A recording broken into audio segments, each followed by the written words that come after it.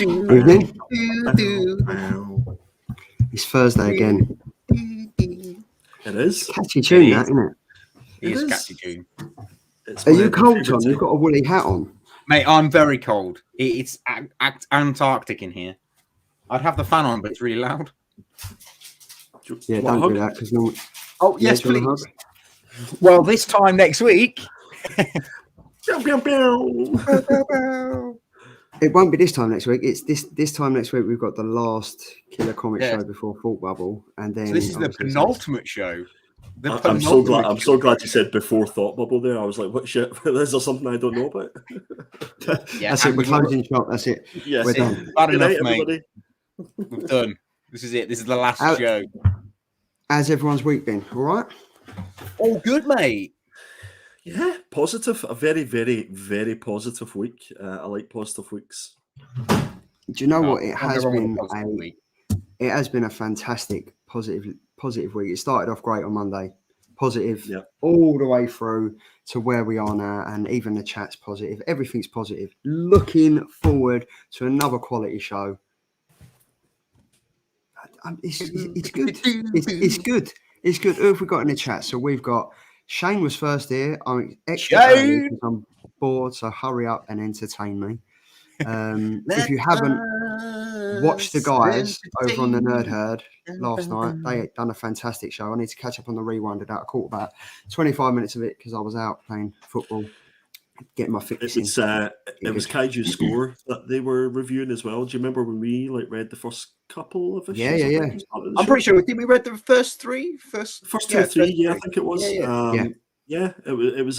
I watched it all the way through. It was a really good show. So yeah, definitely go catch that in review. I do like the post that Shane put up on his Instagram about how to prepare for a kaiju attack. That was quite. Yeah. I enjoyed that. That was good. We've got Perpetual just finishing up our makeups and stretches. Be with you shortly. Look, he's full of confidence tonight. You don't need any makeup, buddy. There we go. Haha, I was on next week's show's chat. There we go. Literally jumped into next week's show. Was like, hi, everyone. No response. Welsh Dragon Funko Hunter, thanks for checking in, dude. Getting ready for sleep. Just saying hi. Stay safe, everyone. Have a great stream. Thank you very much. And again, he's like, no probs. I enjoy the content to watch. I've been connected for a while. Just watch usually. Glad to catch a live. He says he's catching the live and then he's off. But he's here for the start. You'll catch the rewind. That's the most important thing. Hi Perpetual Comics showing support. There we are. The man, the myth, the legend. It's Fuzzy Dunlop. Word to your mother. Fudder. Who else have we got in? We got Mr. Padawan Collector. Evening, sir. Thank you very much for joining. He's very well young. Christopher. There we go. Hi, Keith. How's Bobby? Hello. Ryan, Richard, Hawk. It's like one big, beautiful family, isn't it? It is massive. Like one big massive community. Massive and who collects? Yeah. It's Dave collects. Yeah. Here he is. Yeah. I wonder what he's up to this week. I think last week he was like digging a trowel or he was on a tractor or something, catching us live while he was working and stuff. It's always good to have you here, mate. Comics vs. World. Evening, gents. Have a great show. I'll be catching up on a replay. I love it. Legend. I know you will. And always comments the day after saying, I've just sat down, I've had my coffee, watching you on a rewind. Love the show. Heisenberg, sir. How are you doing, Mr. Leon Russell? Thanks for jumping in. Thank you for jumping in. So, we've got a jam-packed show as it is. Now, this is not one show, but this is the one show before next week, before we go full bubble. That's how it works, isn't it? There's only one Thursday in a week. The penultimate show. It's the penultimate show for the penultimate show. But has anyone picked up anything this week? I picked up one thing. It was a very, very quiet week for me. I've made the executive decision, lads, that I'm going to go first. Okay. Go for it, sir. One thing to show. Go for it. So anybody that's on my Instagram would have seen a little bit of a preview of this. So apologies that it's not a surprise, but I picked up The Deadly Hands of Kung Fu, issue number 32. and it's a lovely newsstand copy. Nice. Oh, wow, And nice. This is the first team appearance of the Daughters of the Dragon, which is Colleen Wing and Misty Knight. So a little bit. I feel as if there's a little bit of spec about this, specifically with Misty Knight. I think the Andy, I'm going to make you Daughters of big the because that Dragon- looks like a really nice cover.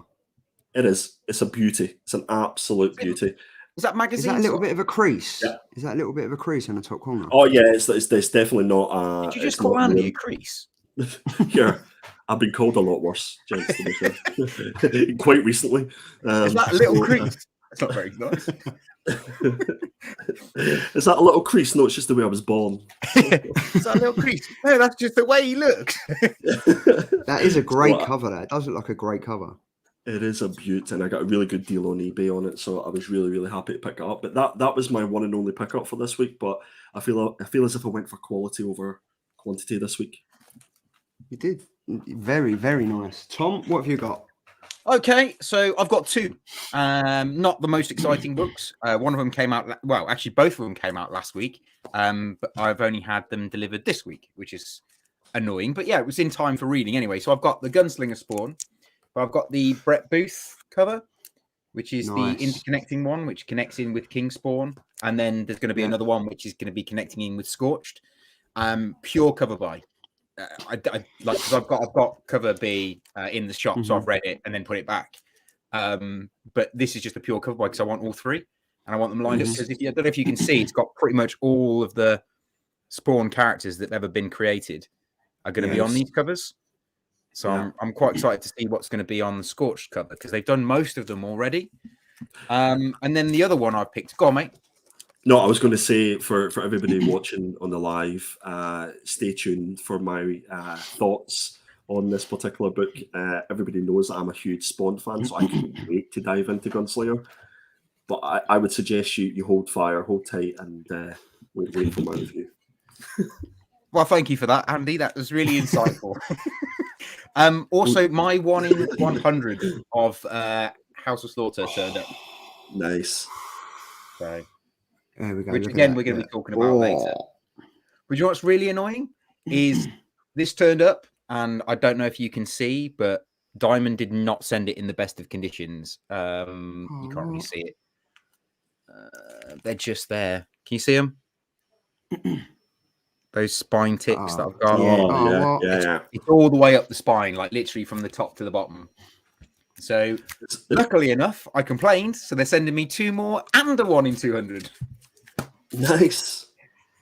Nice. That is. See what I mean? See, it's good to be positive and good to make positive feedback to the people. It wasn't a complaint. It was literally like, I emailed them. I was like, oh, I'm really disappointed. I've got my 1 in 50, the 2 1 in 50s I ordered, plus the 1 in 100. They're all damaged, and also all my 1 in the single issues are all kind of scraped down the side. And they emailed me back and they're like, well, unfortunately, that is a manufacturing error on all cover A's, but we're quite happy to replace cover for the 1 in 20, the 1 in 50s for you and the 1 in 100. And seeing as we hadn't noticed it until now that you almost qualify for a 1 in 200, we're going to send you one of them as well. And I was like, yeah, all right, so. Thank you very much. You can't beg at that, can you? GP Venom's just jumped in. GP! Hi, mate. I hope you are enjoying your Alan Quay signed comic. He cracked me up the other night, right? Because he tagged us in something of David Nakayama was doing like a drawing masterclass on YouTube, but he tagged us in it saying it's always good to shout at the Killer Comics crew. And I was like racking my brains going, am I missing something? I can't see it. I don't know what I'm looking at here. So I posted a comment and he was like, oh yeah, I'm still getting used to this. Maybe I should have posted the comment. The thought was there. Legend. The thought was there. Yeah. But, so Andy, you mentioned that everyone's waiting around to hear what your Spawn review was like, but looking forward to hearing what you think of the Long Halloween as well. Yeah, we will get to that, Shane. We will get to that. It was a good read. But yeah, we'll get to that. Ryan's jealous of us going to Thought Bubble. It is going to be great. It is going to be it's just going to be wicked. Friday night's probably going to be a bit somber. We'll just sit there, probably go for some food and have a couple of drinks. It's probably worth saying to everybody, like, we're more than likely going to be going live impromptu on Instagram, maybe on karaoke.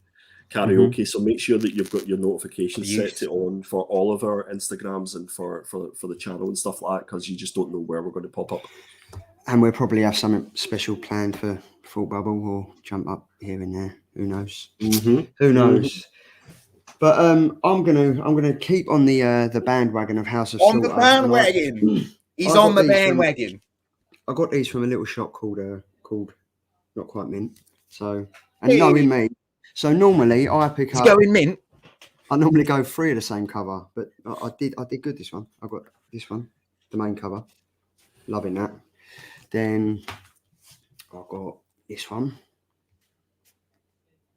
Nice. and then Tom, what's this one again? That's the 1 in 10, mate, of the Intermax foil. I think it's Intermax foil. It's got a special name, but it is an Intermax foil cover. But that's the 1 in 10. I've got to say that this foil cover is. It doesn't do it. Your screen isn't doing it justice. In hand, Nah. the foil covers are so much nicer than any of the other covers. 100%. They do look great. They do, honestly, they do really, really look great. So that was that. Obviously, shop over at Not Quite Mint. Fantastic, fantastic stuff they got. But this I've got, which will be coming to Thought Bubble with me to be signed by the one and only friend of the show, Mr. Jock. I've got this. Yes, that is Nice. beautiful. I do love that. So I picked up this. This is, I'm really, really looking forward to getting this signed by the man himself. This is Joker, Year of the Villain, issue number 1. This is obviously the Jock variant cover, but I am extremely excited. It always seems to work out. Like literally, all these came banging today. I took a picture of my nice boots. They were quite good. You what? Your boots. my nice boots that the boss was wearing. Okay, cool. I'm glad you said But yeah, I'm looking forward to getting this stuff done. It's going to be a good. I'm looking forward to Thought Bubble. We've got Dino. Welcome, sir. Hope you are very well. Always active on Instagram. It's fantastic, some of the stuff you've been putting up. I'm kind of looking at your stuff, wanting to get into the omnibus, but I'm literally running out of room. So until I can clear out a bit more space, I'll just keep looking at your stories and watching your Instagram just to know what I'm missing out on. So thank you for joining, sir. Phil's Nerdiverse. Who's Jock? He any good? He's all right. Get out. See you, Phil. He does a fantastic oversized Batman. I'll tell you that much. Have you seen the homage cover that Howlan has done for Ice Cream Man of the Jock cover? You know the Jock cover, the famous Joker one that we were talking about when he was 880. 880, yeah. Howlan has done a homage to that, which is the Ice Cream Man and then lots of ice creams. Ah, okay. It's actually really cool. I mean, Hal's a mate of mine, so when I saw it, I was like, "That's wicked. I need to repost that." And then I think he's not that he's blocked me, but I don't think I can reshare his stuff, which is really annoying. He's going to have to join the queue. Yeah, exactly. Yeah, as Dino just said, if I'm running out of space, get Phil to build me a man shed. That was probably one of my favourite videos Phil's put on YouTube, is when he was building his man cave. Yeah, it was just great to see. That was a good video. It was really good. It was just good to see. Like some of the best views as well. Oh, it was wicked. And if you look, like now he just sits there and he's like in a proper studio. He's got the lighting. He's got his sign behind. It's awesome. Great stuff. So anyway, are we here to talk about what we're here to talk about? We're here to talk about comics. Oh yeah, stuff. Yeah. Just talk about stuff. Well, up first, we've missed it for a couple of weeks, but we might as well just get sharing some. So, what was it you wanted to? Obviously, oh right, it's our comic book of choice. Yeah. So basically, over on Not Quite Mint for the whole of November and December, I'm doing a 30% sale off absolutely everything. So everything is going to be 30% off. That's art prints, CGCs, new books, old books, back issues, key issues. Everything. So it's all going to be 30% off. So make sure you head over there, guys. There's no new stock coming in after December, so just be aware of that. So anything you want, get it now. Happy days. I was looking today. There's some fantastic stuff on there. Oh yeah, off the exclusives as well. There's 30% off all the exclusives too. And does that include your CGCs as well? Your slabs? It does. Yeah. All the CGCs will be 30% off, mate. I'll be back in a second, guys. And it's off to buy some. Yeah, no, that's I was looking today. You got some good stuff on there, mate. So thanks, buddy. you're going to have a busy couple of months, I reckon, just trying to ship out all these and stuff. Yeah, definitely. Oh, yeah, that's probably something else I should mention. There is no shipping for the next 2 weeks because I can't have it delivered to my house. And where I keep my stuff at my stepfather unit, he's buggered off to Cornwall and took the key with him. So excellent. How rude. These people just don't think, do they? Hey, Jason, how you doing, mate? What's up, Jumped in at Jason? the right time. We are just talking about the 30% off sale on every single item on the Not Quite Mint website. And that does include slabs, back issues, current issues, Key everything. issue, And then it also... tissues. But that's not tissues, but that's just the 30% off. But you've also recently put these on, haven't you? Yeah, so all of my art prints I've done over the last 10 years has finally gone up onto Not Quite Mint. These are the A4 prints at the moment. The A3 prints are inbound. I'm just having a trouble sizing down the artwork to get on the website because they're so high resolution, but I am sorting it out. So yes, all my art prints will be available on notquitemint.com. Also, my sketch covers are coming. I just haven't had a chance to take a picture of them. So yeah, please head over and check all that out. Again, 30% off all of it. So it's a bit of a bargain, really, because these go for about £8 each at Comic Cons. So you are getting a massive bargain. You have got some really, really good stuff. And I think it's having looked at your stuff, having looked at the stuff like Andy's drawing now and again and throwing pieces up on his... He got the luxury of sitting down for a couple of hours and just being able to draw. Yeah. I wish I had that luxury. I can't some wait of the stuff he's drawn until after Christmas when I can go back to drawing and I've got a bit more time on my hands. And I've given up one of my jobs. Some of the stuff that he's drawn, is wicked. And having looked at his stuff, and he only draws on a whim, didn't you, Andy, and stuff. But then looking at Tom's stuff, I've really got back into it again. I sat down. Nice, man. I think it was on Monday or Tuesday. Sat down for like 4 hours and started drawing Gertrude from I Hate Fairyland. And I've only recently started reading that again. So I've read that, and then talking to Shane from Dawn of Comics and seeing that his variant cover that he posted, I've really got into drawing. So I'm going to post progress pictures of what I've been drawing and stuff. But do it, mate. It is a good pastime. And then you can I did my progress pictures of the Joker on my Facebook. I don't know if it's on Instagram, but it is on my Art of Tom Mail and Facebook because of that Joker's. I basically drew the whole thing and then tried to draw them really, really tiny in the phone, and it didn't work. So what I ended up doing is photoshopping the whole thing with color and then just shrinking it all down and popping it in the phone. I was well chuffed with that. Because I was looking at that thinking, bloody hell, was he actually drawing that? It's like for like. And then I kind of just realised that I tried. I did try. I mean, I don't know where the original is. I think I actually sold the original at one of the Comic Cons. But basically ended up being 3 stickmen. And I just thought it was really funny. So I put 3 stickmen and a little gun and it says, shoot me. Whatever works, mate. Whatever works. Do you know we've got in a chat who hasn't been around for ages, and it's Gore Vidal. Those are great, Tom. Listening as I prepare dinner. Is it just me, or does everyone else in the chat now want to know what the lyrical genius Gore Vidal has for dinner? Yes, I'd like to know. Gore Vidal, if you can kind of just tear yourself away. I would imagine it's a fillet of steak and some Chianti beans. What is a Chianti bean? I've no idea. But that sounded amazing, though. I quite fancy a Chianti bean. I don't even know what it is. It does sound very like something that he would that he would eat. Chianti. I'm gonna have to Google Chianti bean.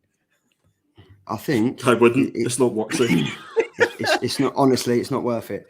But on that note, are you guys ready to put your seatbelts on, sit back, because it's nearly time. It's nearly upon us. But we do have one more journey to make.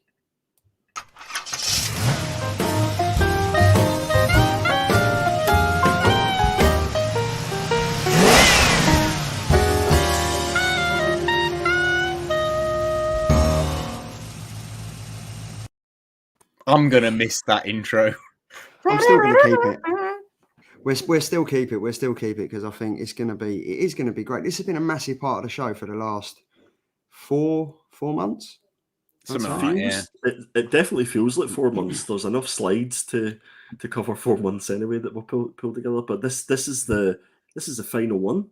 I think this is. I don't believe we're going to do one next week because we've got something else lined up for next week. But all going well, hopefully it will be back for next Thought Bubble.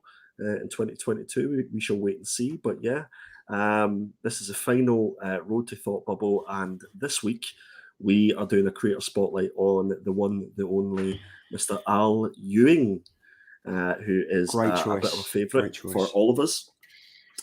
So Al Ewing is a British comics writer who began his career writing stories in the 4-page Future Shock format for 2000 AD before he actually moved on to sort of regular stints in Judge Dredd. He's written for DC, Marvel, Boom Studios, and various other people, and is arguably best known for his most recent work on The Immortal Hulk, which was nominated for a 2019 Eisner Award for the Best Continuing Series category. And obviously The Immortal Hulk is recently just finished at issue number 50 and is moving on to new creators. In 2021, Al Ewing received 2 GL8 GLAAD, I'm just going to say GLAAD, Media Awards for Outstanding Comic Book nominations at the 30 Seconds GLAAD Media Awards for his work on Empire and Guardians of the Galaxy. And I normally say it all the time, guys, that I don't fully appreciate how much these guys have actually created from when they started until I've actually went through and looked up the Wikipedias, looked up League of Comic Geeks, and just seen all the different covers and stories that they've done. So from a social media perspective, I think Al might be on Instagram, but it looks like one of those profiles that don't get used. So I've just put up his Twitter there, which is Al_Ewing. So make sure that you go follow Al and just let him know that the Killer Comic Show sent you. And that Guardians of the Galaxy is one of the best stories I've read from them, number one. It's one of my favourite Guardians of the Galaxy runs, actually. I couldn't agree more. Yeah, I don't think that maybe a lot of people appreciate that it was actually Al that wrote that run either, to be fair. So yeah, he's done Guardians of the Galaxy, he's done the Ultimates, he's done that particular Thanos annual as well, which is absolutely fantastic for any Thanos fans, and the Contest of Champions.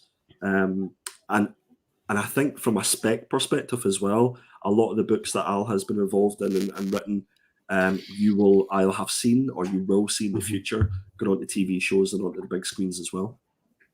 That Ultimates run was pretty good as well, to be fair, because he basically takes Captain Marvel and T'Challa and puts them together with the Blue Marvel, which is just and he is quality in that. He's a completely unexpected character, and I did really enjoy that series.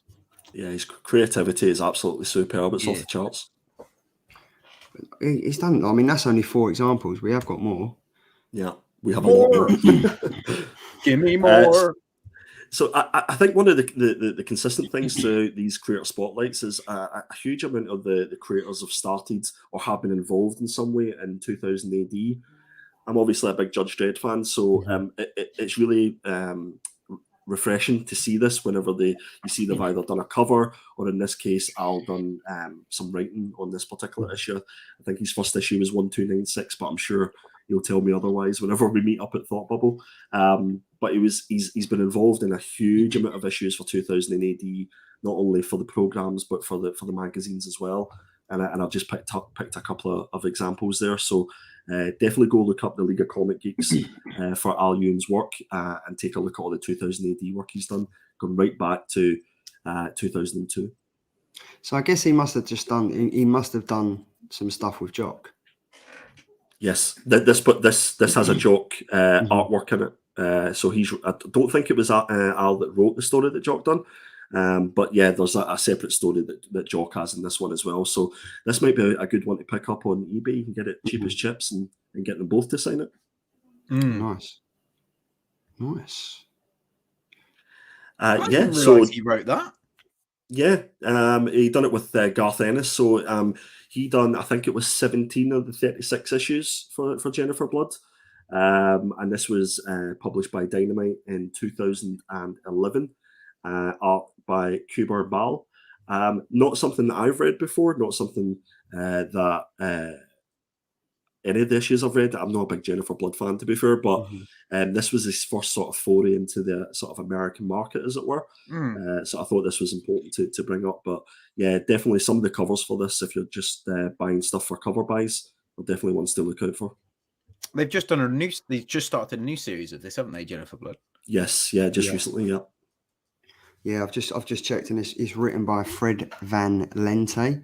Van I Halen. actually Van Halen, yeah.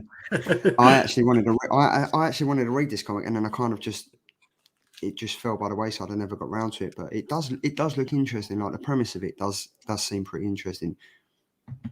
36 issues as well, so there's a bit of a buy-in there. But as I say, I've only done 17 of them, so Does look Nice. good though. El Sombra. El Sombra. So Al done his debut novel called El Sombra.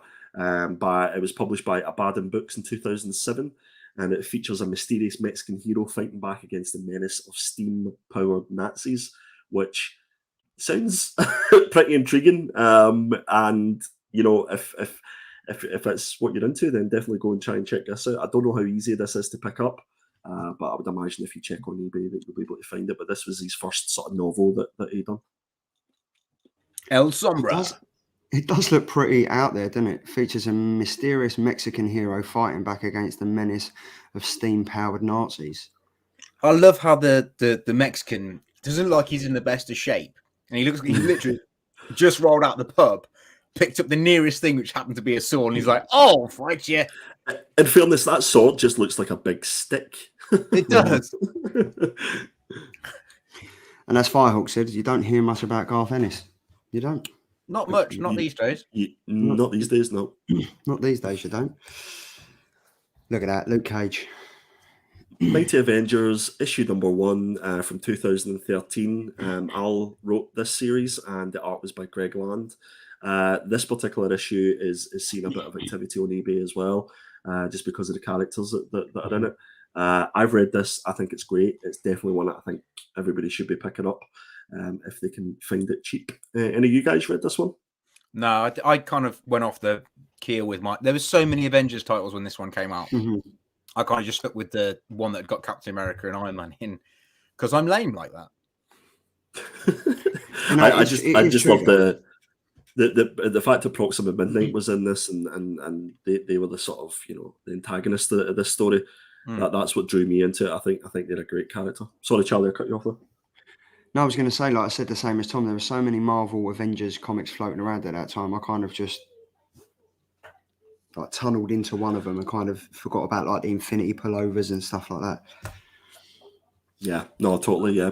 I think because Jonathan Hickman was writing the Avengers at this point, and that was such a good book because you'd obviously got Hulk in it, and he'd Banner and him had kind of come to a conclusion that they were working as one whole person.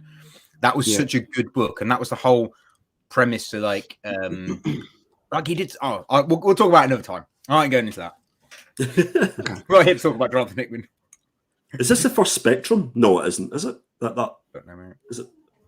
This one? I think that's obviously that Spectrum on the cover on the top right hand side there. I'm just wondering if that's like the first introduction of Spectrum on the first cover. I'm sure somebody in the chat will be able to tell me. I think that's the reason why it's a bit of a spec book.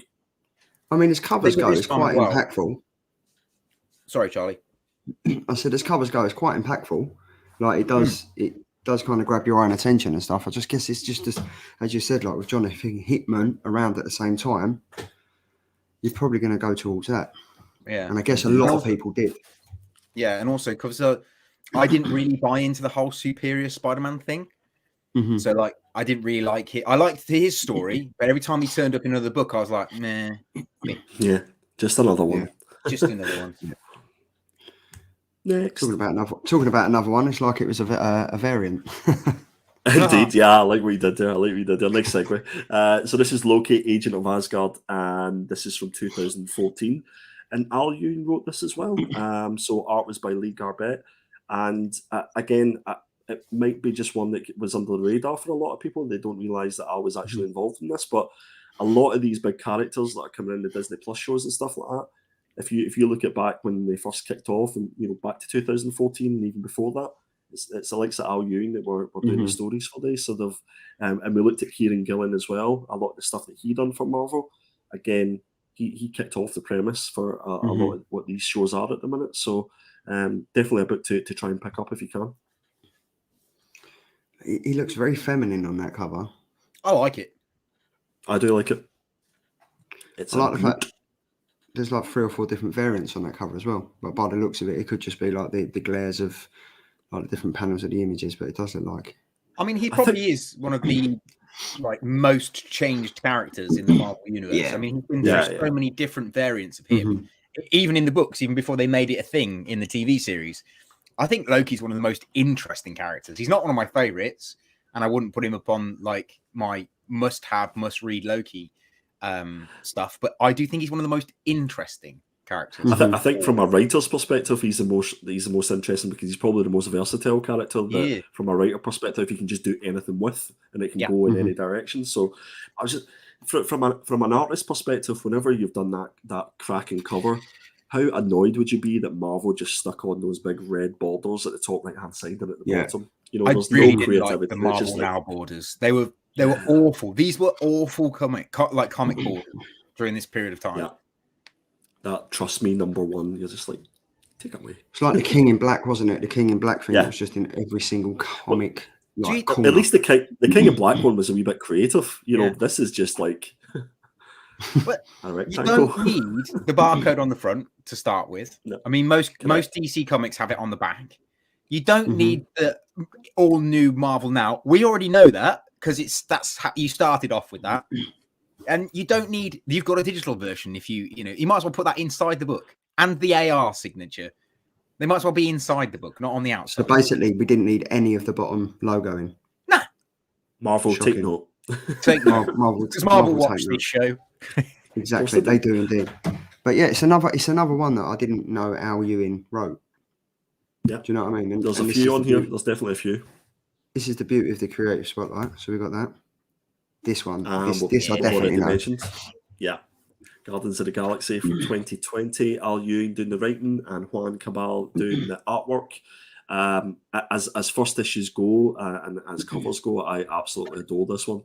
I would highly recommend it to everybody. As we said at the start, this is one of the best Guardians of the Galaxy runs. And Charlie, I know you've obviously read this and you really enjoyed it. What did you think? I loved it. I've just recently got the Guardians of the Galaxy computer game for the Xbox, so nice. I'm kind of loving it. I'm loving it. Oh, it's wicked. I'm loving it. I've got the Avengers one as well. I'm loving it. But this comic as well is wicked. The whole story of it, like I think, like Nova appears in it and everything like that. So it's a really good story. I'll definitely be taking this cover for Al Ewing to sign at Thought Bubble. This is going to be great. And Rocket is such a predominant character in this issue. Yeah. In issue #1, it's basically the Rocket and Star-Lord show for issue #1 for me. I loved it. I thought it was really, really good. I like how deep this book goes in the first issue. Yeah. Like how emotional it gets. It's just insane. Yeah. And to be fair, Al did such a good job on this run, coming off the back of Donny Cates' amazing Guardians of the Galaxy run. He came in and made it his own, which is brilliant, which is exactly what you want. Yeah.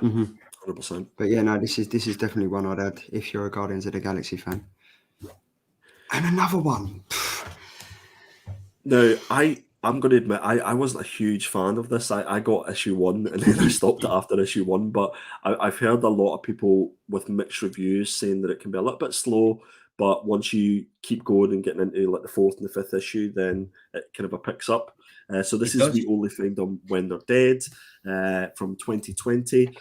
Al was a very busy man in 2020, I must say. There's a few books that he brought out then. Simone de Mayo done the artwork for this, and it was through Boom Studios. So there was a huge amount of news and a huge amount of marketing backing up this book.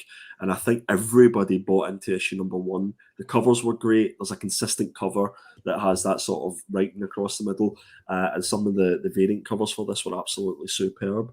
Tom, print.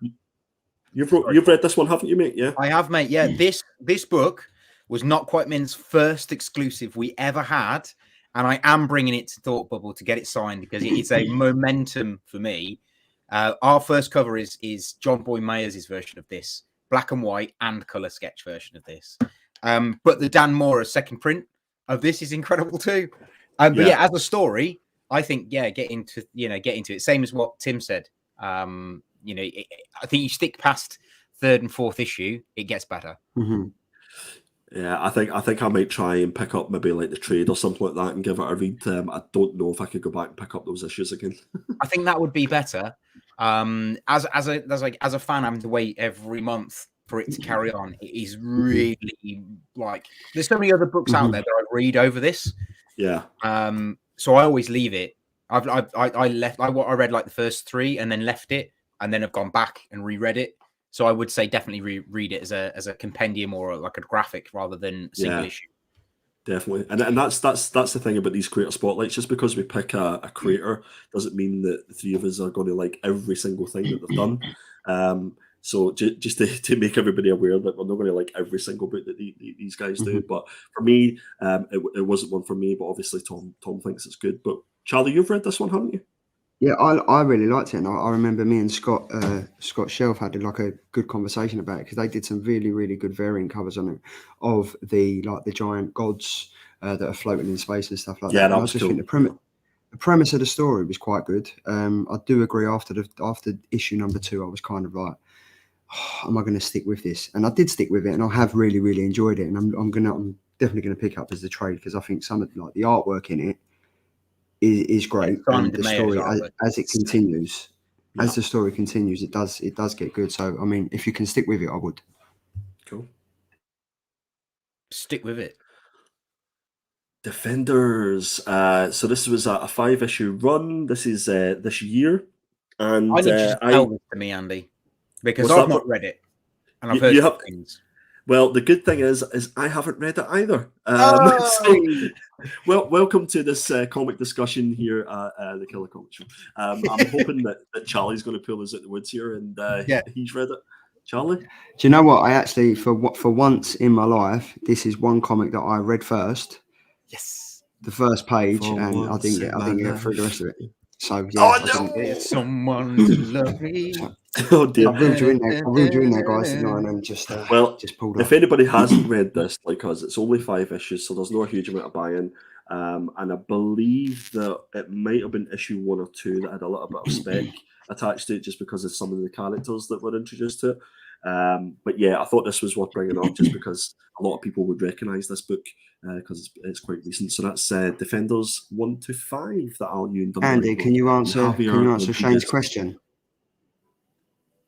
Who is the sparkle woman in the back?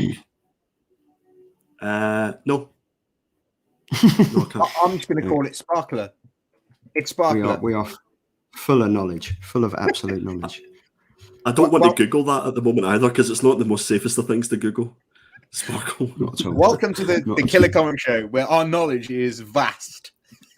Doctor Strange looks like he knows something but isn't telling us. Yeah, he probably knows who that woman next to him is.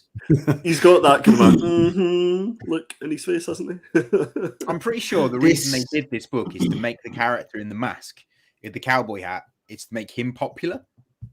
But I don't really know who he is or what he's about. Great. We should ask Al. That's the one thing. What those books that you done, Al? What were they about?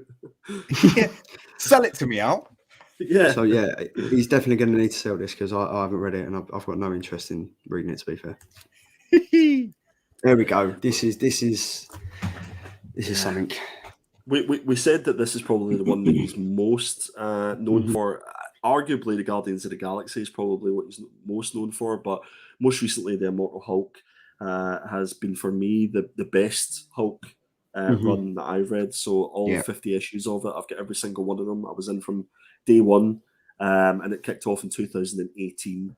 Al Ewing was doing the writing, and Joe Bennett was doing the artwork. And obviously, Alex Ross, which was another big selling point, was doing every single cover for this. For me, this was a killer from issue 1 right through to 50. I know a lot of people fell off midway because they suggested it was a wee bit slow and stuff like that. But for me, I was glad that I stuck with it and really enjoyed it. What about yourself, guys? I was one of those people. I read it from issue 1 up until about, I don't know, maybe 10, 11-ish. And I fell off the wagon and started reading something else and never went back.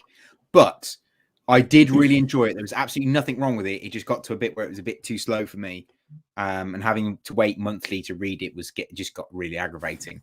But I really enjoyed it. And I really liked that they took Hulk back to his original roots of being a horror comic, not a comic for children. Even though it is a bit for children, but like they went back to it being a horror comic, and he's actually that whole idea that he only comes out at night or he comes out when Banner's been killed.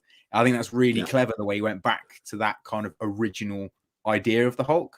So hats off to him on that one. 100%. I think I've read up to issue 47, so I'm looking forward to reading the last 3 issues because I've kind of really enjoyed it. I got to about issue 15 or 16 and was like, oh, and then had to catch up because I started reading something else. But I got back into it straight away. Like, I didn't want to put it down, and I think this is, for me, I really started to enjoy Incredible Hulk because of this book again. Because of like the way it's been written and stuff. I think it's one of the best Hulk stories that in recent years has been written. And Wakey Box, didn't 50 just release? Yes, it did just release. 3 weeks ago. About 2 or 3 weeks ago. Yeah, I've got one in if you want it, Charlie. There we go. Check them out. And they've got a 30% off sale over at Not Quite Mint. So if you are looking to pick this up, head over there now and you can pick it up.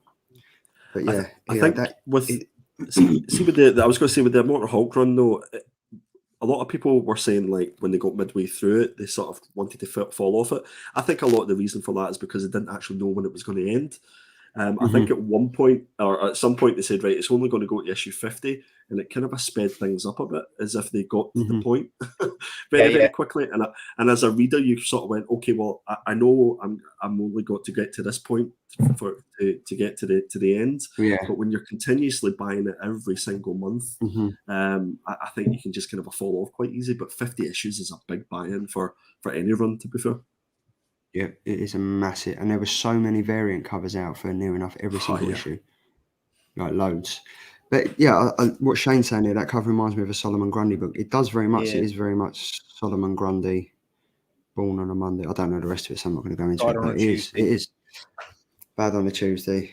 So we've got that. He started that in 2018 and joined the show on Thursday. So he started that. Al started that in 2018. And then here we are. He's Venom. He's taken over. This is what it's about. I'm looking forward to this one. I'm looking forward to it mainly because he took over from Donny Cates on Guardians of the Galaxy and made it his own. So I'm expecting the same thing. I'm expecting him to make Venom his own. I'm really looking forward to it because Ram V's involved. Ram V for me hasn't written a bad story ever. Actually, Al has written some absolute trash. If you've read Empire, I take my hat off to you. That was a hard read. And that was nominated for an award. You're joking. That's one of the worst comics I've ever read is Empire. The best part about it is the relationship between Hulk King and Wiccan. That's it. Yeah. And that's like one of the most minimal things that happens in that book.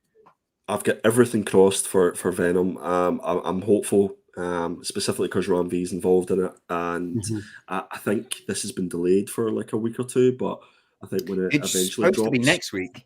Next week, I think. Yeah, you're right. Week, I'm really looking forward to this one and get it on your pull list at Not Quite Mint. I think we've got quite a few left. I can't wait for this. I thoroughly got into Venom during the Donny Cates run. Like massively got into it. Really, really enjoyed it. Yeah, it faded off towards King in Black, but me and Andy hyped it up so much. I think that was only ever going to go one way. And then I think it's ended, and I think Al Ewing and Ram V, there's going to be something special here because it's going to be interesting to see where they go from this. It is. And as Shane said, Venom cosplaying as Ghost Rider. Yep, kids love chains. Kids do love chains. They really, really do. You're gonna have copies for Thought Bubble, Dual Sig. Ooh. I could probably do that. There we go. Would you want it to like? Tell you what, email me or Instagram me because if you're interested, I could probably get it CGC'd as well. It's not cheap. Or CBCS. Yeah. Go through Tim. Yeah, I was hoping this would drop before Thought Bubble. It might actually do. You don't know. If it comes out next week, you might be able to pick it up. Yeah. This November 10th. So you should be able to pick it up. So might. This might be the book that I go for to get CBCS if I can. That's actually a really good idea to get Al and Ram to Joe sign it and Joe's fine. The book. this might be the book. That would be good. That would actually be good. Evening in the comic room. Thank you for joining us, sir. Hope you are well. Mark Oldroyd, how can you have two writers? There's one writer page and the other page 2, etc. Andy, have you got any information regarding this? Is it a dual, like they work out the story? They kind of. No, my understanding is they'll do like issue by issue, that like depending where their strengths lie. Because I would imagine that Al and Ram, this isn't going to be the only book that they're going to be doing. So they'll just jump back and forwards, dependent. So they'll have a plan. Like these guys are the best of the best. So, but it's an interesting question. It's probably one that we should probably ask Al and Ram when we speak to them. Is like, you know, how do you guys like coordinate doing a book? Is it, as I said, page by page, which you imagine it wouldn't be, or is it issue by issue, or is it arc by arc? But there are some good suggestions. We'll go live and ask. Maybe one does text, one does speech. One is Venom, one is not Eddie, Dylan, because it's not Eddie Brock no more. It's Dylan and Venom. Actually, do you know what? That could be quite interesting, where they don't actually talk to each other, like the writers, but one writes Dylan's story, the other one writes Venom's story. That could be quite an interesting book. It could also be a pile of shit. An absolute nightmare, yeah. It could be an absolute nightmare. Absolute load of crap. But yeah, I'm looking forward to this, and this does come out on November the 10th. So hopefully, if you are looking to go to Thought Bubble or wanting to get this signed up Thought Bubble, you can get it sorted, and you could actually end up with a decent signed Venom issue #1 by Al Ewing and Ram V. So looking forward to this one. I've got a couple of the Lotto covers coming, so. And here we go. Claim one. Yes, so Al is going to be at the Red Shirts Hall table 126B, and the lovely arrow that I've created there just points you right exactly where he's going to be. He's literally going to be sitting there. So if you are going to Thought Bubble, this is where you will find Al Ewing to go have a chat and get your stuff signed. And it's great where they've actually put Al, because I think there's another few like bigger creators, bigger well-known creators. And it means that if they're in that corner, there's going to be probably a good crowd, a good queue. It means it's not going to block everybody else, everybody else's table. Because when I was there in 2019, that's what happened for the likes of Jock and stuff like that. Like all the other creators' tables were just covered with people waiting to get their stuff signed. So hats off to Thought Bubble for thinking that one out. Now I just want to mention that obviously today Declan Shalvey has pulled out of Thought Bubble, so we won't be able to meet him and stuff like that. So there has been a few big names that have pulled out of Thought Bubble for various reasons, for personal reasons, for COVID, for not wanting to travel and stuff like that. So them artists and writers that were booked for this year will potentially either be there next year, or they're going to be at this one. I think Scott Snyder's going to be there on a screen giving like a live talk in one of the conferences and stuff like that. So they're still going to be part of it. But if you have got a ticket for this year and you was looking to see someone specific and they've pulled out, apologies. That's life. That is life. That's them apples. We expected it, and I think, you know, everybody just needs to make the best decision for them in the current climate that we're in. I think a few of them is for personal reasons, others are for family, and mostly it's because of the pandemic. But people just need to make the right decision for them. So if you are going, the best thing to do is to make sure that you're safe when you're traveling and when you're going, and check out the COVID policy for Thought Bubble as well, to make sure that you're prepared before you do join the queue. And meet us in the bar and buy us a pint. And make sure you've got your COVID passport, because I'm sure they're going to ask for that. But Andy, you've done another fantastic slide here, mate. You've actually knocked it out of the park. Al Ewing has done some fantastic stuff. He's also done some fantastic stuff. But not everyone's perfect. But talking about perfect, I think Tom's done something pretty perfect here.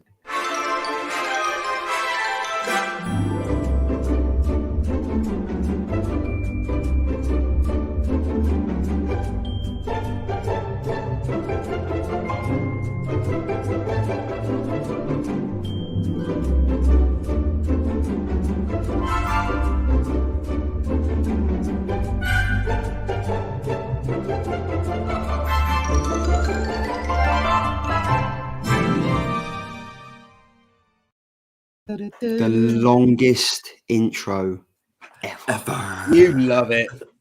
Ever. Just to everyone in the chat, Tom will be editing that down to a No, shorter. I won't. No, okay, well, no, we won't. So there we go. So anyway, this is the killer covers for November 4th. Now, Andy's got a smug look on his face because he seems to bloody win it every week, even though the other week was an absolute fix. That's because he Last set week up all was his a fix, man. he set up all these burner accounts and just kept voting for himself. But yes, it's killer covers November 4th, and this week we have Tom, you're up first, sir. So is this the one? Yeah. So this is the Virgin cover, isn't it? Yes. This is the Virgin cover of issue 2 of Primordial. The artist is Andrea. How do you say it?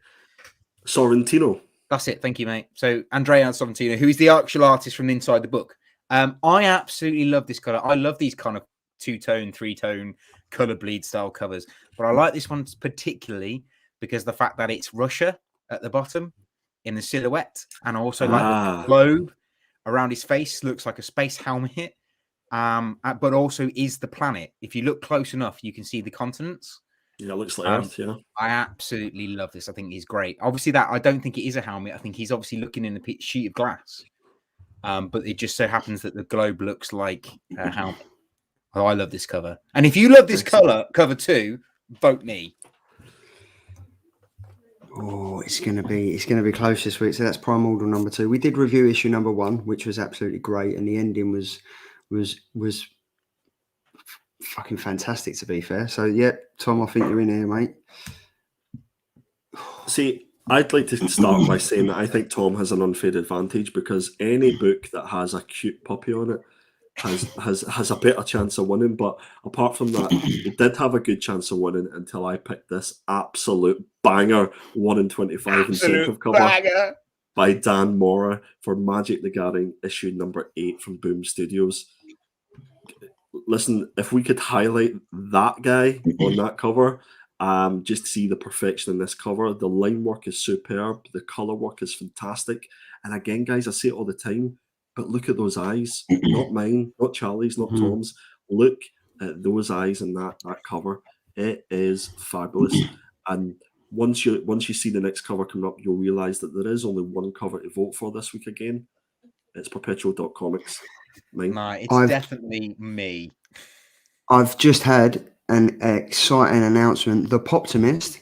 I can confirm that I will be travelling and appearing at Thought Bubble on Saturday. Please no heavy petting or cupping, and all punters are advised to stand at least 6 feet away from me at all times.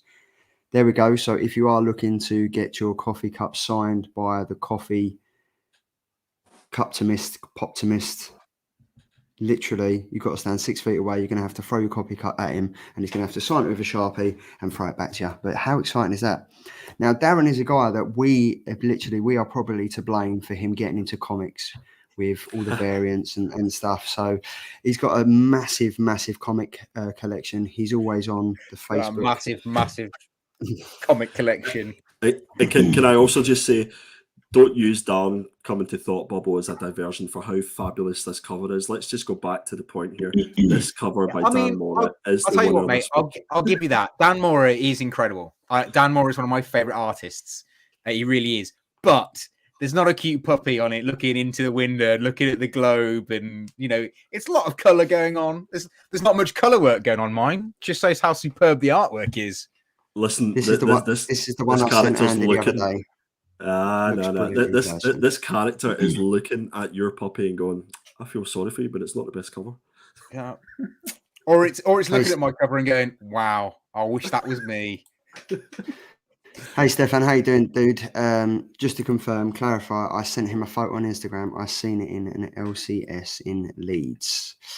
There we go. Look, Andy has raised the bar there to a reader point of view. They've been hit in the face with a frying pan. Yeah. Dan Mora is pretty much a guarantee win. Hydra Collectibles, I think he's either looking at that and liking it, or he's commenting on the eyes that you mentioned, Andy. And what have we got? Right, so here we go. Right, so I was a bit sneaky and used the positivity from last week from the cover that was done by Rose Besh. and I've gone for Sheena, Queen of the Jungle, issue number 1. I've gone for the Rose Besh Virgin variant.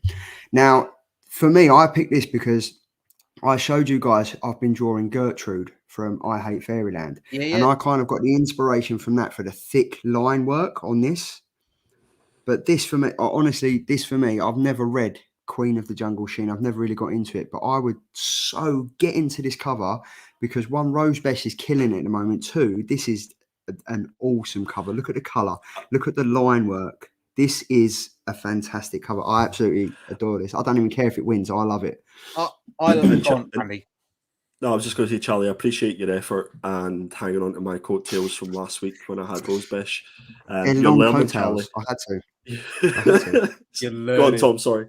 I was going to say, I really actually like this cover, and I think I like covers like this when they don't use black lines to differentiate between the certain parts on the character, and they actually use like the skin tones or the tone of the actual art, like her hair or her makeup and like her dress. They've used like what color that would be, so like what it would be like in real life, because none of us walk around with black lines around our chins, around our eyes, like to show our like definitions or anything. But yeah, this isn't really a it's not a red cover with a really cute puppy on it, though, is it? Well, do you know what? If I don't win cover of the week, this is the comment of the week. The Sheena TV show almost turned me straight. Oh my God, that's a grace. So I'm bringing back Shane's childhood here. I'm bringing back the feelings of yonder years, and we've got some votes coming in already. Tom number 1, Charlie number 2, Andy number 3. Power to the optimist. That pink feather in her hair looks a little rude. Yeah, and it does. I really just love.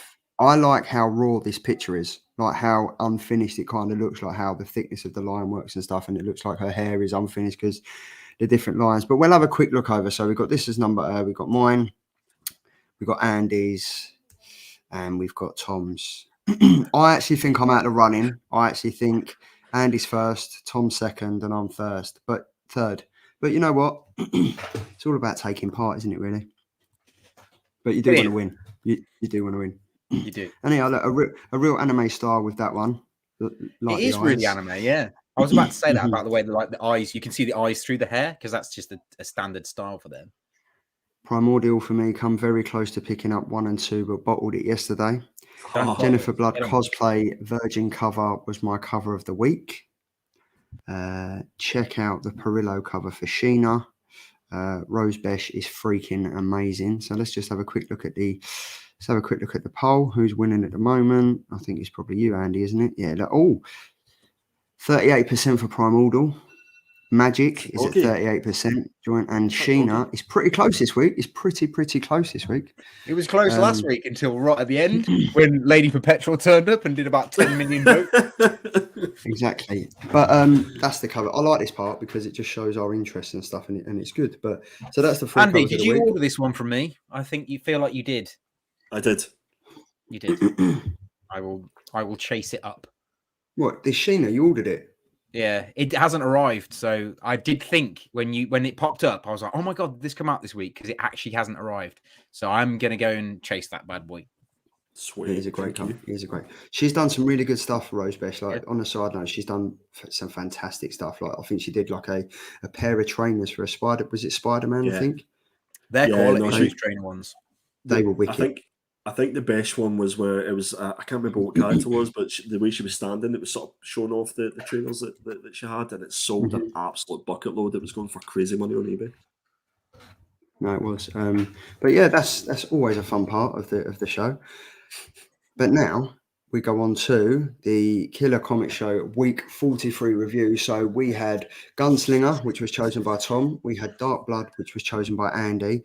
I chose Batman The Long Halloween, and the viewers on YouTube chose House of Slaughter issue number 1. Now up first Thomas, it's you, sir. Me. Yeah, so I picked Gunslinger Spawn this week, written by Rayo Uris, artwork by Tom Foles, main cover by Todd McFarlane, the one in 250 signed variant by Todd McFarlane. Have you not got cover B? Well, it's basically exactly the same, but it's got a brown backing to it, cover B. Then the connecting cover, which is the one I picked up, because I want to get all the connecting covers. I think they're great. And then the Greg Capilio one is actually quite a sought after book already, because it didn't actually sell that many. So it's got a low, it's got a low print run for the Capilio one. So the premise on this story is it's basically following Gunslinger Spawn now that he's in our time, and how he's dealing with the fact that he's been dragged out of his time and he's now in our time, and the fact that he's one of the weakest spawns, and how he's going to kind of help Al or not help Al, and how he's going to take on, heaven and hell. So that was the premise behind it. I was sold straight away by the fact that it's a brand spanking new Spawn story about a different Spawn that I've never followed before. He's obviously made his appearance on the cover, or he's been in it cameo. So I was really looking forward to it. I was very disappointed. I thought it was a little bit childish. I did like that they played a little bit on the fact that he's a bit of a child, and when he gets hold of the motorcycle, within it, he treats it like it's a horse. And then I thought that was quite nice, quite cool. But it just didn't. I did not. As a Spawn fan, as someone who's read Spawn quite a bit, I wanted it to be a bit more gripping, and I wanted there to be an actual story. I didn't think there was much of a story to this. I know it's probably setting the scene for more to come in the future, which is obviously I think what it's trying to do, but I just felt like it was really trying to think the best way to describe this. I thought it was extremely slow, and it didn't grip me for a first issue, which is not what you want from a first issue. You want your first issue to grab you by the balls and be like, right, let's go, come on, we're going to go for issue 2. Whereas this one literally made me think, nah, I'm not going to get issue 2. What's the point? I'm probably going to pick it up later on in the future when someone tells me what happens. Do you know what I mean, Andy? I pretty much agree with everything you said there, Tom. I love Spawn. It's between that and Judge Dredd, it's what got me into comics. And Gunslinger as a character, I think his first appearance was like Spawn 171, there or thereabouts. It's quite far back, yeah. He's a fantastic character. Had this particular series had a huge amount of potential, but for me it was completely underwhelming. And if this is what we have to look forward to in the Spawn universe, then I question: do we need it? Do we need the Spawn universe? Is it just a big massive cash cow? Because the original Spawn run and its 300 and odd issues that it's into is doing what it needs to do. King Spawn, I do enjoy, but I thought this was completely underwhelming. I think anybody who doesn't read Spawn and this is their first sort of foray into that, then don't judge the Spawn universe. And I think you had that conversation, Charlie. Don't judge the Spawn universe by this particular book, because for this first issue, the Gunslinger character just seems to be all style over substance. The artwork for me was far too busy. The panels were jam packed. And I couldn't quite understand what was going on in a few of the panels. It was just far too busy. I felt like he tried too hard to match Todd McFarlane's original artwork. Far too hard. Yeah. It was almost like the entire issue was a Todd McFarlane homage. Yeah. To a certain extent. But yeah, I think this was a complete missed opportunity for me. And if the only redeeming factor, I think, was that this was a $2.99 book, so they kept it at the minimum price point, which would be the only incentive for me to buy it, because it would just be for absolute cover buys, whether it be Todd McFarlane or Greg Capullo doing the covers. But for me, this was a binner. This is so I've got King Spawn, and I think I've read a couple of pages of it, but this is the first Spawn comic that I've actually read. So thanks to you guys for like choosing it and like giving me the opportunity to read it, because it's nothing I wouldn't really pick it up, because I'm not really a massive Spawn fan. When I first opened it, obviously, like, Gunslinger, I think he's like 200 years old. He's 200 years old, and he's come to the future and stuff like that. And as you said, he's the weakest Spawn. I enjoyed it for the first 3 or 4 pages, and then it kind of got into it, and the artwork became crazy busy. I was like, I think there's a fight scene that happens just outside the petrol garage or the garage where they work, and I'm looking at it thinking, I don't know where his arm's coming from. I couldn't. It was a mess. If I'm being honest, I think, as you mentioned, this Tom Fowler. No disrespect to him. He's doing what the creative probably was set out. The brief was set out for him, but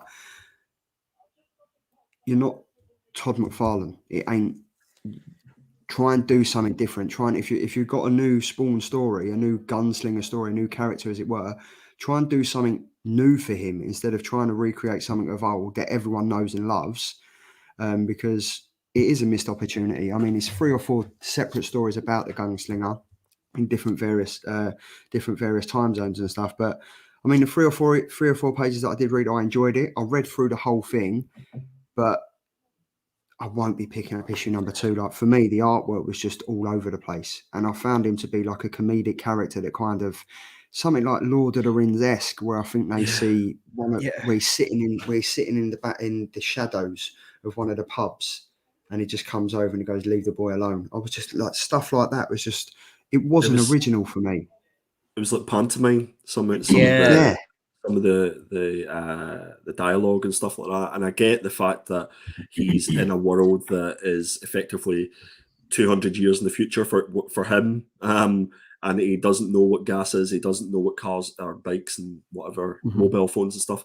But it almost felt like, you've seen that before in a book. You've felt that story before. So I just think with Gunslinger, it's such a cool character and a cool concept that this particular first issue didn't do it justice. Because I'm a Spawn fan, I probably will read the second issue just to see what happens. But again, for me, it wouldn't be top of my list, which is a really unfortunate, to be honest. Well, Real Root 6 is saying he's definitely enjoying the Gunslinger. I enjoyed it, and I wanted to enjoy it more. And that, in the back of my mind, that's probably why I'm going to be like, I don't want to read issue number 2 because I don't want to sit there straining my eyes over these fight scenes and the intricate line work and the sketchiness of it. But then on the other side of me, I'm going to be like, is he going to get better? Yeah. So I don't know. Issue number 1 was a binner for me. I think it's a missed opportunity. I think there was so much more they could have done with him. The best thing about this comic, I would say, are these covers. Yeah, I think the main cover for me is great. Yeah, but also the problem with this book is it was so highly anticipated for people really wanting to read it, and then they delayed it by about 3 weeks, and then it finally did come out, and then cover A didn't even come out until this week. And that's now been delayed, and people are having to wait for this book quite a long time than they should have done to then read it and be like, eh. Do you know what I mean? I just think they've missed a massive step on this book. I think anyway, in my opinion. Yeah, might drop. But then obviously, so this is a binner for me, Andy. Binner for you, Tom. Binner for you. Unfortunately, right, cool. Binner. And we can only get better, right?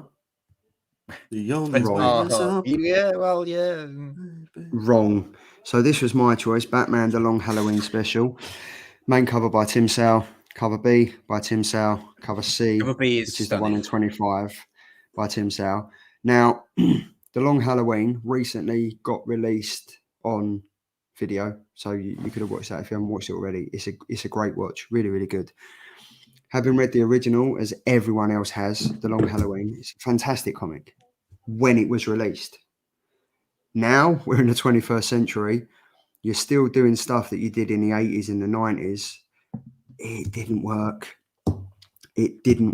Going on from reading the previous Batman issues that I think we read the Danny one. I think I'm still reading Tinian's one. This, for me, the premise of this story was Batman: The Long Halloween ended, and there's some secrets and surprises that can't stay kept a secret and hidden for long. Unfortunately, this comic should have done just that. I honestly so wanted to enjoy this.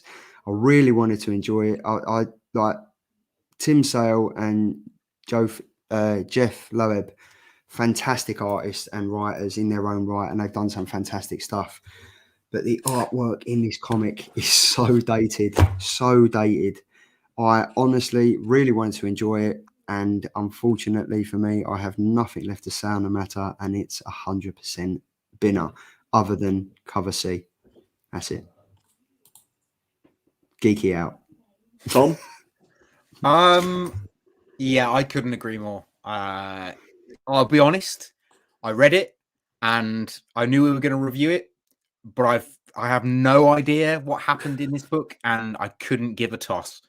It was an instant forgettable comic, and I think when we read Transformers, the circuits one, the record circuits one, Andy said that it was a forgettable comic. This one was exactly the same for me on that one.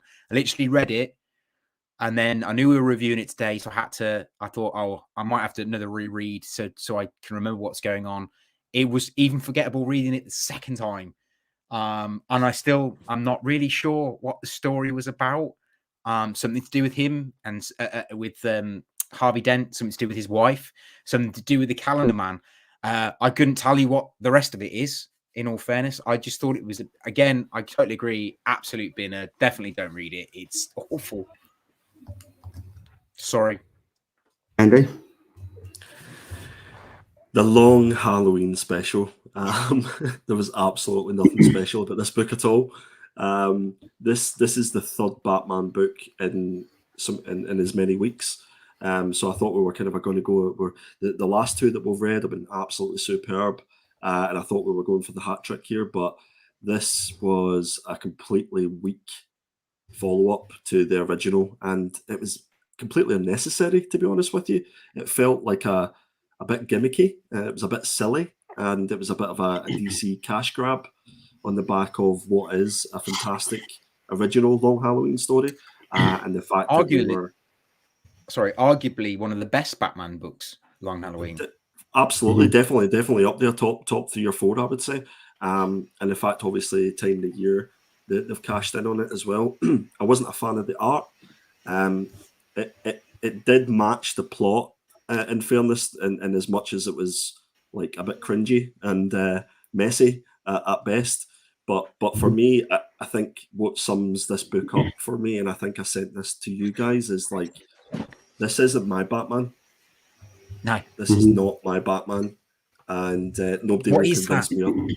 Nobody will convince me otherwise. So this was like, I would read 3 of the Transformers books, Tom, before I would be put through this again. This was really poor. This is my top 3 worst books of the year, unfortunately. Wow.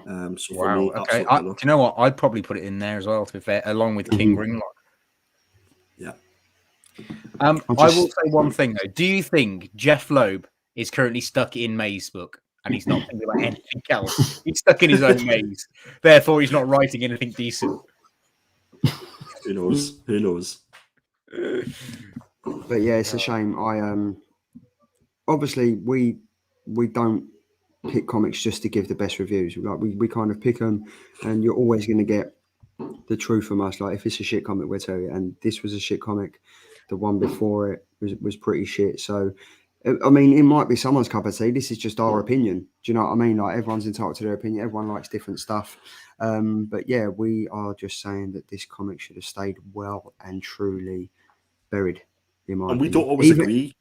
We don't always agree, do we? Like, and that's the whole point of this show as well, because we all like different things. We're very different when it comes to comics, but there's very, very few occasions where there's maybe that one comic where we all agree completely that it's absolutely a banger or it's terrible. And I think this one, I think we all agreed offline that this was pretty poor. So yeah, we're not always going to say nice things about comics, but like we try to keep as positive as we possibly can. But with this one, I wouldn't be good out and spend it. And I think this was a premium price for this book as well, if I remember. Tom. Yeah, it's not a cheap book, and it's quite a thick, chunky book. Yeah. But I mean, we're always on the positive train, always. But sometimes we're on it to tell you guys when we think a comic is crap, just so you don't waste your money on buying it. However, I've got a few of these at notquitemint.com at 30% off. they've just went 70% off after that review. But to be honest, the calendar man for me was a laughing stock. I didn't get absolute it. laughing stock. I just didn't. Yeah, it just didn't make sense. So anyway, that's enough of that. That was another binner. Oh, So we're on a good run. One We've got two question binners. before we move on while we're on this book. There's one point in it where Harvey Dent shaves his head and puts the calendar around his head, right? Why has he then got hair in the final scene? When he walks off with his wife, didn't get that. Yeah. How far a difference is it? Because No. Tom, he's a lucky man. Yeah, he grows his hair quick. And if anyone in the chat wants to be a lucky man or woman, don't read this comic. Yep. End of. What have we got next? Now, this was the viewer's choice over on YouTube. It unanimously won. It's the House of Slaughter, issue number 1, written by the fantastic James Tynion the fourth. James Tynion the fourth. Or I've put Ivy. Yeah, it's definitely James Tynion the fourth. Charlie, I have a question. Yes, mate. How do the viewers vote? Because I've noticed that we don't get a huge amount of votes on the old viewer's choice. So there's quite a few people watching at the minute. Can you tell everybody how we actually vote for these books? So you can head over to Geeky Guy Comics YouTube, and on the community tab, there'll be a thing. I think it goes live. When does it go live? On a Friday morning. We will put the comics, our second choice of comic that we would read, and then you guys can vote. And whoever wins the vote, this is the comic we will read and we will review. So this one, I think, got like 62% of the votes. So yeah, hit the community tab, head over there, and just place your vote. Pretty simple, easy, just to gets the community involved a bit more, and you can kind of try and to review the comics that you would like us to read. Perfect, cool. So yeah, so we've got the main cover by Chris Sheehan. We have the Javan Jordan variant cover. We've got a 1 in 50 Martinez Bueno variant cover, which does look a bit like the House. It's a homage. Yeah, it is. It's a homage to the first issue of House, Nice House on the Lake. Martinez will be at Thought Bubble as well. Mm-hmm. Is he actually? And then we have I've got one of these damaged. We could get signed and possibly do as a giveaway. And then we have the 1 in 200 Jenny. Who's this, Andy? Yes, Jenny. Jenny Frisson. Oh, there we go. Jenny. Just one more for the fantastic viewers that we have. Listen, I'm not spoiling them. Okay, move on. This is the now you're in the Cockney version of it. It's 1 or 200. This is Jenny Frisson. That was like a little bit Scottish Cockney as well. You want to be a bit Scottish? It was, wasn't it? But yeah, this has had some serious hype. Some of the covers have been extortionate prices. Tom's lucky enough to have the 1 in 100 Jenny Frisson, and now he's got the 1 in 200 Jenny Frisson on the way. Andy, what did you think of this story, mate? Well, what did I think of this story? The bar was so high for this book. There was 50 billion copies sold, I believe, and I thought it was okay. I wasn't blown away by it. I think this book almost could be like a prelude to Something That's Killing the Children. It almost feels like you don't have to have read any of Something That's Killing the Children to enjoy this. I thought the pacing of the book was really, really good. The story concept was good. The character, I was invested in Aaron. And I don't actually think I was that invested in Aaron and Something That's Killing the Children in any of the issues. So I think that's why Tynion is the master at what he does. He gets us to love a character in the first 6 or 7 pages, and we become invested and we want to find out what happens to him. And right up to the final panels of this book, it makes you want to be invested and get into that second issue. Don't let it put you off the fact that this is completely hyped, that there's 1 billion covers and there was 1 million issues sold. Pick this up just as a good quality read, because that's exactly what it is. So for me, it was enjoyable. I'll pick up the next issue and see what it's all about. And if Jenny Frisson keeps doing covers, I will be buying every single issue. Thomas? I would agree with Andy. I thought I went into this thinking it's going to be massive. It's highly anticipated. It's been the hottest selling book this year so far. We pretty much sold out of cover A within days of launching it on the site.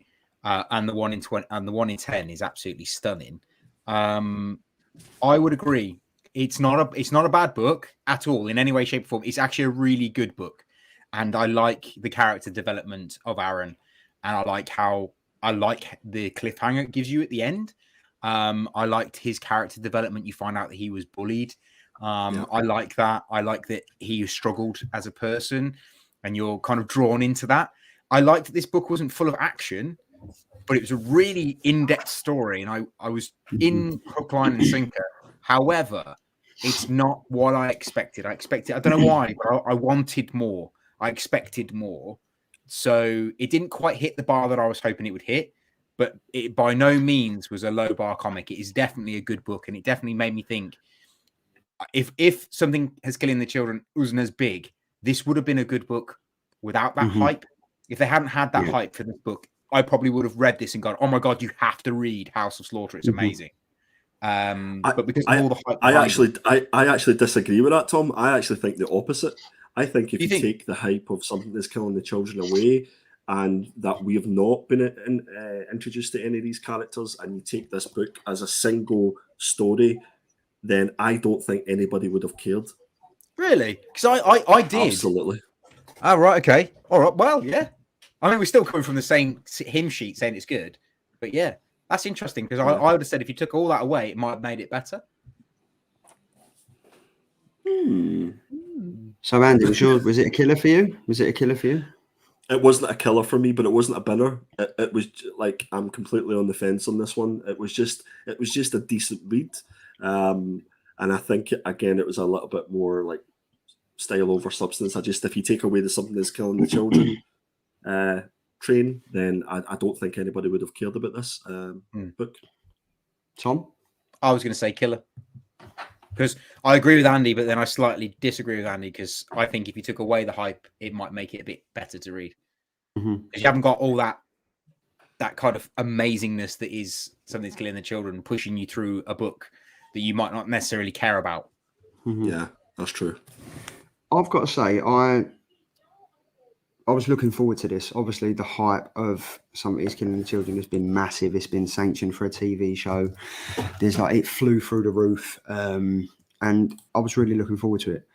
I liked the fact that this is all about Aaron's backstory and how he becomes a Black Mask and stuff like that. It was a bit of a slow burner to begin with at the start. It kind of slowed off. I think he's set 15 years before he actually where he is now and stuff. So you kind of see him changing, and then towards the end of it, you find out about his sexuality and stuff, and that the person that he's actually sent out to kill was the first person he fell in love with. So, yeah, it was a good all-around story. But I've got to say, if Something Is Killing the Children hadn't come out, I don't think I would have read this. I think I'm only reading this because we know who Aaron is. We know he's a Black Mask. We know he's like the brother of Erica Slaughter and stuff like that. And obviously, he's part of the House of Slaughters that goes around killing. It's the same premise as Something Is Killing the Children. It's an interesting book, but I don't think there would have been that much traction and that much interest if we hadn't have had Something Is Killing the Children first. Agreed. This would have gone 2 or 3 issues in, and I think people would have been like, wow, this is another one. And don't get me wrong, in Boom Studios we trust, but I think this could potentially damage Something Is Killing the Children if the story doesn't pick up soon. I would love to see, like, if Boom Studios are listening, which of course they are, we're watching the Rewind, see the little octopus characters and the little like teddy bear toys that each of the characters had in Something That's Killing the Children. See if we had a run of books that concentrated on those guys as the main characters and looked into their past and how they were created, and they were the main characters of the story. I think that would be an absolute seller, because I can just see the covers for that with each of the little, teddy bears and all the merchandise and stuff like that. So Scott Young doing a variant on that bad boy. Exactly, yeah. Get on it. I think that'd be great, because then you're completely going away from you're taking it totally left field and going into something completely different. And I think you can go crazy with regards to the backstory of each of those little creature things. I didn't realise that Martin, what's it, Charlie Sheen is in the 1 in 50 cover. Is he? Is he? It looks like Charlie Sheen. Tiger Blood. Sorry, it's totally had me now. I've got to say, I did enjoy it. It was a bit of a slow burner, but it did pick up, and I'm definitely going to be reading issue number 2. So for me, it's not a killer, but it's not a binner either. I enjoyed it. Are we I did both enjoy it. sitting on the fence then, Charlie? Are we both Yeah. high-fiving on the fence? Yeah. Nice. I'm on the other side, mate. Come and join me, boys. Don't behave. But Jason Hull has said this book wouldn't even exist if there wasn't Something's Killing Children. Like any spin-off, it totally relies on what's come before. In time, it will create its own identity. I hope he's right, because that would be quite interesting to see. Like, was the point is, was it a strong enough first issue to create that identity? I guess is the point. Is the question that needs to be asked. Is like, as its own entity, was it strong enough? Something That's Killing the Children, issue number 1, blew us away from issue number 1, and it continued to do that up until But issue. Did it? For me, it did. For me, issue number 1 did. There was a few fillers in there. I think when we find out Erica Slaughter's going back home and stuff. But issue number 1 for me, if you compare issue number 1 of Something's Killing the Children to this, I don't think you can compare them. But yeah, I think you're about to say is right. would win. That would win every time. Yeah, definitely. But I would disagree that the first issue of Something's Killing the Children is amazing. I think it's a builder. I think the series is the best series. But as a first issue on its own, I don't think it's strong without the rest of it. Yeah. Yeah. I don't think you're ever going to meet expectations with this book just because of what it came before, which is a shame. Yeah. So this one is mid-table. The other two were literally relegation. That was not being... we started so positive when we started this show. It was like hashtag positivity. And then we got to the reviews. We're being positively negative about the shit comics that we had to read last week. So, yeah. But, yeah, House of Slaughter, issue number 1. Interesting. Is it going to work? Soon find out. Who knows? But I think, there's some good covers in there, though. Let's be honest. There are some good covers in there. And that 1 in 200 is pretty decent. It is pretty decent. I'm excited to edit my hand. It is going to be good. I'm looking forward to this. But Tom, have you got your house keys? No. What? I ain't got my car keys. Tom, have you got your keys ready? My keys? Oh, we haven't done Dark Blood, mate.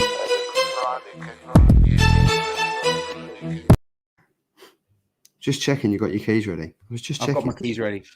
You got your keys ready. Right, so anyway, right. I was having a minute. I forgot that we'd only just done 3 comments. But yeah, right, 4th one, Andy. Listen, was your pick. Latoya Morgan was going to give you a heavy slap there, Charlie boy, if you'd have forgotten Dark Blood issue number 4. What can I say about this? We had the main cover was Valentin De Landro. We had Junie Ba doing cover B. We did 1 in 25 black and white sketch variant, cover C, which is pretty awesome. And then we had our boy, John Boy Myers, doing the Virgin variant cover, which is an absolute banger. Yes, this was my pick. I think I picked Dark Blood for every issue. It's been one of my top consistent books. It's never let me down. It's never failed. And again, as each issue goes, there's a kind of a lot of expectation building for this one's to keep the momentum going.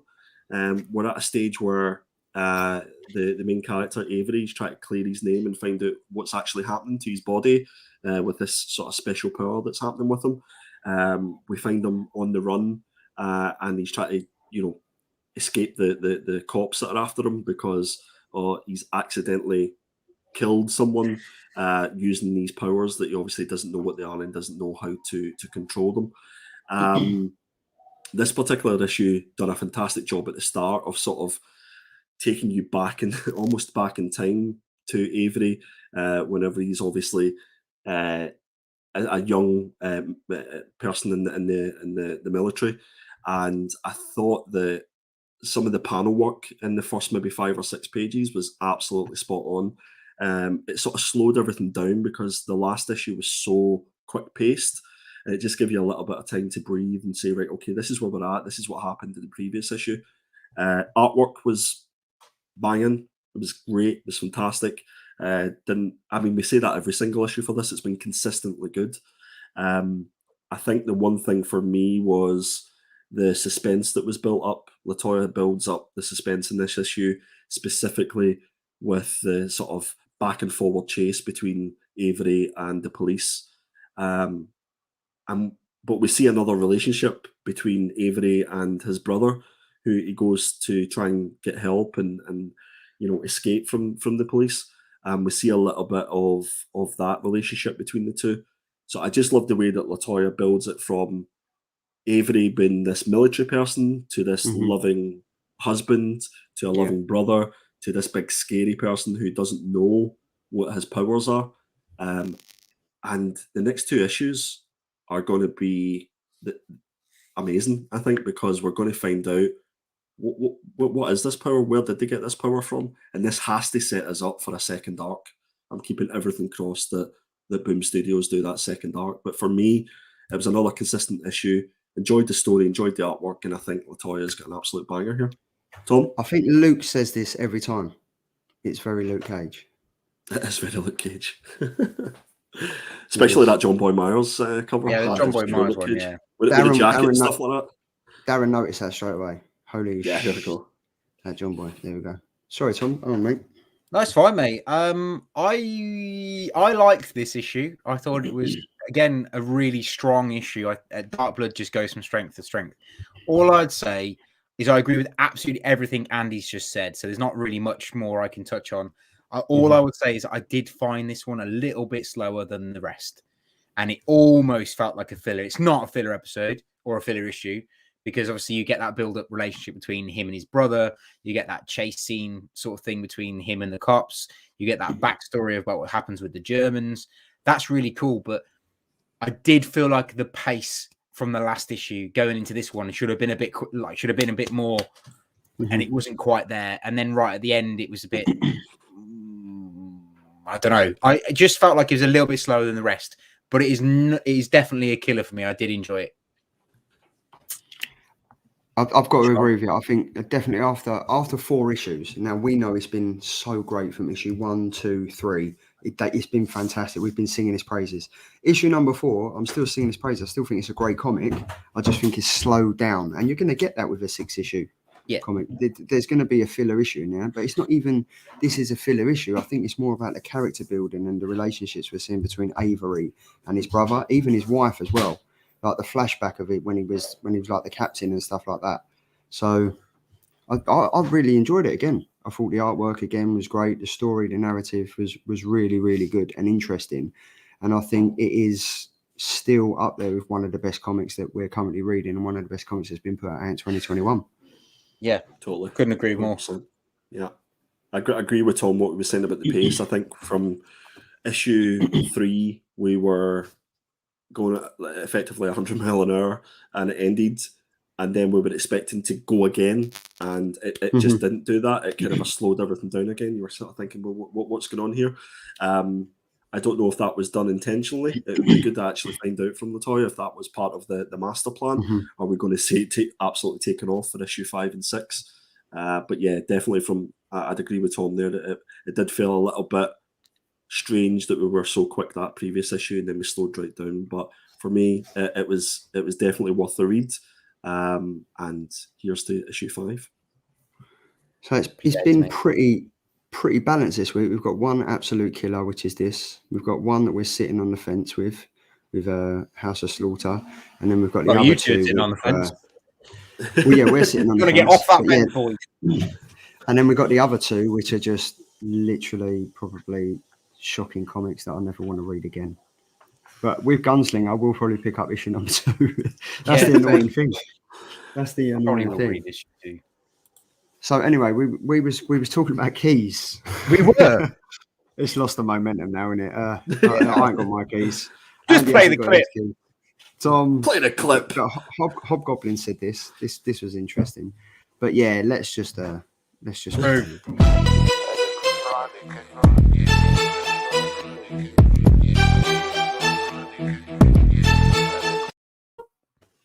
There we go. Killer Keys, November the 10th. Check out. It's Not not the quite 10th. men. Oh, did I not change that bit?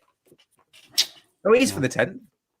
It is for the 10th. It's for next week. Yeah, it is for the 10th. For a second, then you threw me off. I thought I've done it for the wrong date. Classic. No, you've done them for next week. There we go. Right. And you have to be at Harrogate on Friday, the 12th. Just reminding you. That's next. Just That's remember next that week. one. That's next week. It's not tomorrow. Next week. What date is it? What date is it? Oh my god, the 12th. Right then, guys. So first key pick for next week is obviously Venom 1, one of the highly anticipated books of the year, written by Al Ewing and co-written with Ram V, who are both going to be at Thought Bubble next week. So if you want to get this book, get it, take it to Thought Bubble, get it dual signed, and we'll get Tim to slap it for you, obviously, because why would you not want to get it slapped? Anyway, this is a key book because it's the first co-written book by these creators.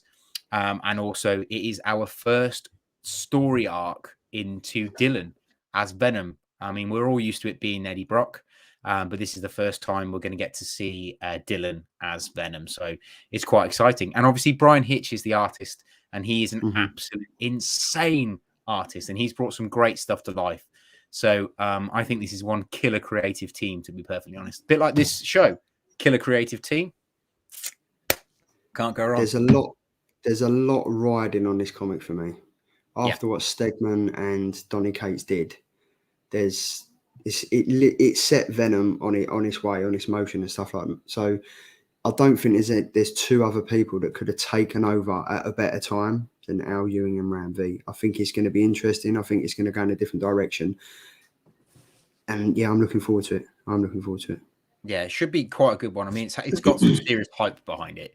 And I do think, like you said earlier, I think Al Ewing's got that knack for taking somebody's little, what they've created and not necessarily making it better, but making it his own. And I kind of want to see that happen with Venom. And I think now that it's not Eddie Brock and it's Dylan, he's got a brand spanking new character, but with some old school traits that he can play with. I think it's going to be exciting, especially this book. I am excited. Cool. Okay, so next up is Next from Dynamic Entertainment. This is in the same series as the Vampirella series. And this is basically a character that's come out of Vampirella, and this is a half human, half demon who is a living flame. And this book is about her trying to find her place in the world and what she's all about. Now, I'm excited about this one purely because of the cover. The cover they say don't judge a book by its cover, but I saw cover B to this and I was like, I need to read this because I really want to know about this flaming mohawk that she's got. So it's written by Christos Cage. Artwork in the book is by Mark Bastrell, and again, the first cover is by him as well. But the cover art for cover B is Rosebrecht, which is I just think stunning. I absolutely love this book. I cannot wait to actually have this. There's a 1 in 100 Virgin variant of this, and there's also a black and white variant of this cover as well. I think it's like a 1 in 25 or something. Yeah, wow. Spoiler alert for people that are interested. So if you want to know a little bit more about this cover, stay tuned for a second. And if you don't want to know this, I just turn your mic off for a couple of seconds. The spoiler for this is the purple is glow in the dark on this cover. Oh wow, nice! And it only was announced today in Diamond. Nice. Yeah, I think this would be. I think I've got two. This would be a pure cover buy for me. I think that's the same for me. It is going to be a pure cover buy. But it does intrigue me, and like I said, it's one of those don't judge a book by its cover. But I have, and I am interested to read it. But I've read Vampirella and I didn't enjoy it, so we'll see. Cool. Batman and Robin, another Batman and Robin. So yeah, this book is by Jeff Lemire, who we spoke about earlier on. This is a key because it's got a first appearance in it. There's no speculation of who the first appearance is, but it is a Robin that has possibly been one of Batman's Robins that you don't know about necessarily, that hasn't made the forefront into the limelight, as it were. But this is basically about that Robin, about Batman, about his relationship with the Robins. And it's a few untold stories apparently within this book, so it's worth picking up for some few untold stories you might not necessarily have known about Batman. I absolutely love the cover to this because of it being like a watercolor kind of effect. I think that's really quite cool. The artwork is by Dustin Nagu. So yeah, worth picking up, guys, just for the first appearance. Cover B. Jeff Lemire done cover B for this, and it's superb. I'd highly recommend that. Yeah, cover B is cool, to be fair. For me, Jeff Lemire writing Batman, I'm all in already. I love Jeff Lemire's work. I'm all in already. I'm looking forward to this. The only thing is, do we need another Batman comic out at the moment? Not really. We're kind of looking at the fact that it's saturating the market now. I know, obviously, like they're putting loads behind him, but do we really need another take on Robin and Batman or Batman and Robin? Do you know what I mean? The only one I'm looking forward to is Jock's one. I've got to be honest. Yeah, the one night, was it? The one dark night. One dark night. Yeah. Can't wait. Yeah, I'm looking forward to it. But I'm actually looking forward to this, considering like Jeff Lemire is one of my favourite writers. So it could be interesting. I think it could be. But there's also the Robins coming out, which is the following week, which has the same key premise that there's going to be a brand new Robin, a female Robin that you don't know about, that you're going to find out about. So it's kind of like this and that book are almost the same thing. But so it just depends. The noob said it. I love Batman, like James Love, who's saggy. But even I think there's too many. I think there is. But it might tip me in a favour and I might enjoy it. But yeah. And last but not least. Yeah, absolutely. By no means least. This one is obviously Strange Academy issue 13. We've had a little bit of a hiatus for Strange Academy. There's been the Strange Academy Doctor Strange, which came out this week. Now this is going to be the follow-on from that. And this, we actually get a chance to find out about the origins of Zoe Lever, who is the zombie character. You find out a bit about how she became a zombie, why she is like she is, how she's managed to keep herself like looking human and then transfer between the two. That's all going to be within this book. And it's written by Scotty Young, who is just an amazing writer and artist.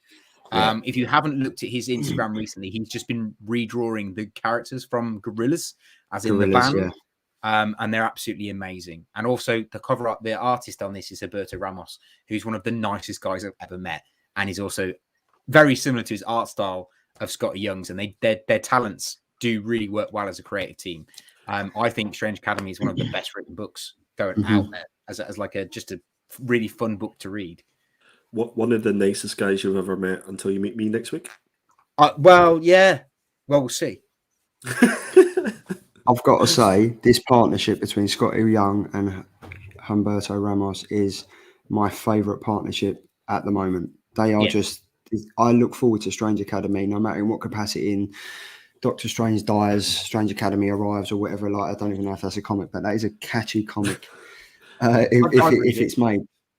But you know what I mean? Like, they work so well together. They really work well together, and it is great. And I'm looking forward to this. Looking forward to it. Lads. Looking Did you? Why? Yeah. Why? I don't know. I had to cut down. At one point, I had 45 different books on my pull list. Wow. And That's I was stacking lots of them. I just didn't get the time to read them. So I think I'm down to 15 now, which I'm really proud of myself about. But I think I think 8 of those are Star Wars books, and I think there's like 4 or 5 other Star Wars books that are due to come out. It's just never actually. Whilst we're on the subject of Star Wars books, Andy, just to see, this is like just a question, putting it out there, right? Do you think they've kind of fell off the hype train a little bit? Because Bounty Hunters was good, but what's come out of it or what's happening alongside it, it's just been really meh. Yeah, the best Star Wars book at the minute, hands down, is Darth Vader. It's been the best, most consistent. Couldn't agree. It's volume 2 or 3 at the minute. The worst at the minute is Dr. Aphra. That's completely fell off the wagon, that book. So yeah, and there's 2 new ones coming out at the minute. Crimson Rain is coming out soon. Crimson Rain, and then I forgot what it was. There's one that just came out this week or last week, but as I say, it's all little 5-issue runs that are happening, and I think everybody's just picking them up to stack them just in case it becomes that next big Star Wars book with that next big first appearance. But for me, you just can't keep going. It costs a fortune. Yeah. No. But then the last slide is we have Obviously, give this a scan. It will take you to Not Quite Mint UK comic shop on Instagram, and then check out notquitemint.com for your comic deals on wheels for all your needs. But do you know what I like? Going back to Strange Academy, I'm really looking forward to this. Like, I look forward to it every single week, and I'm looking forward to this. But also, one thing I'm looking forward to tonight. This is Andy's fault from Perpetual Comics. Pep.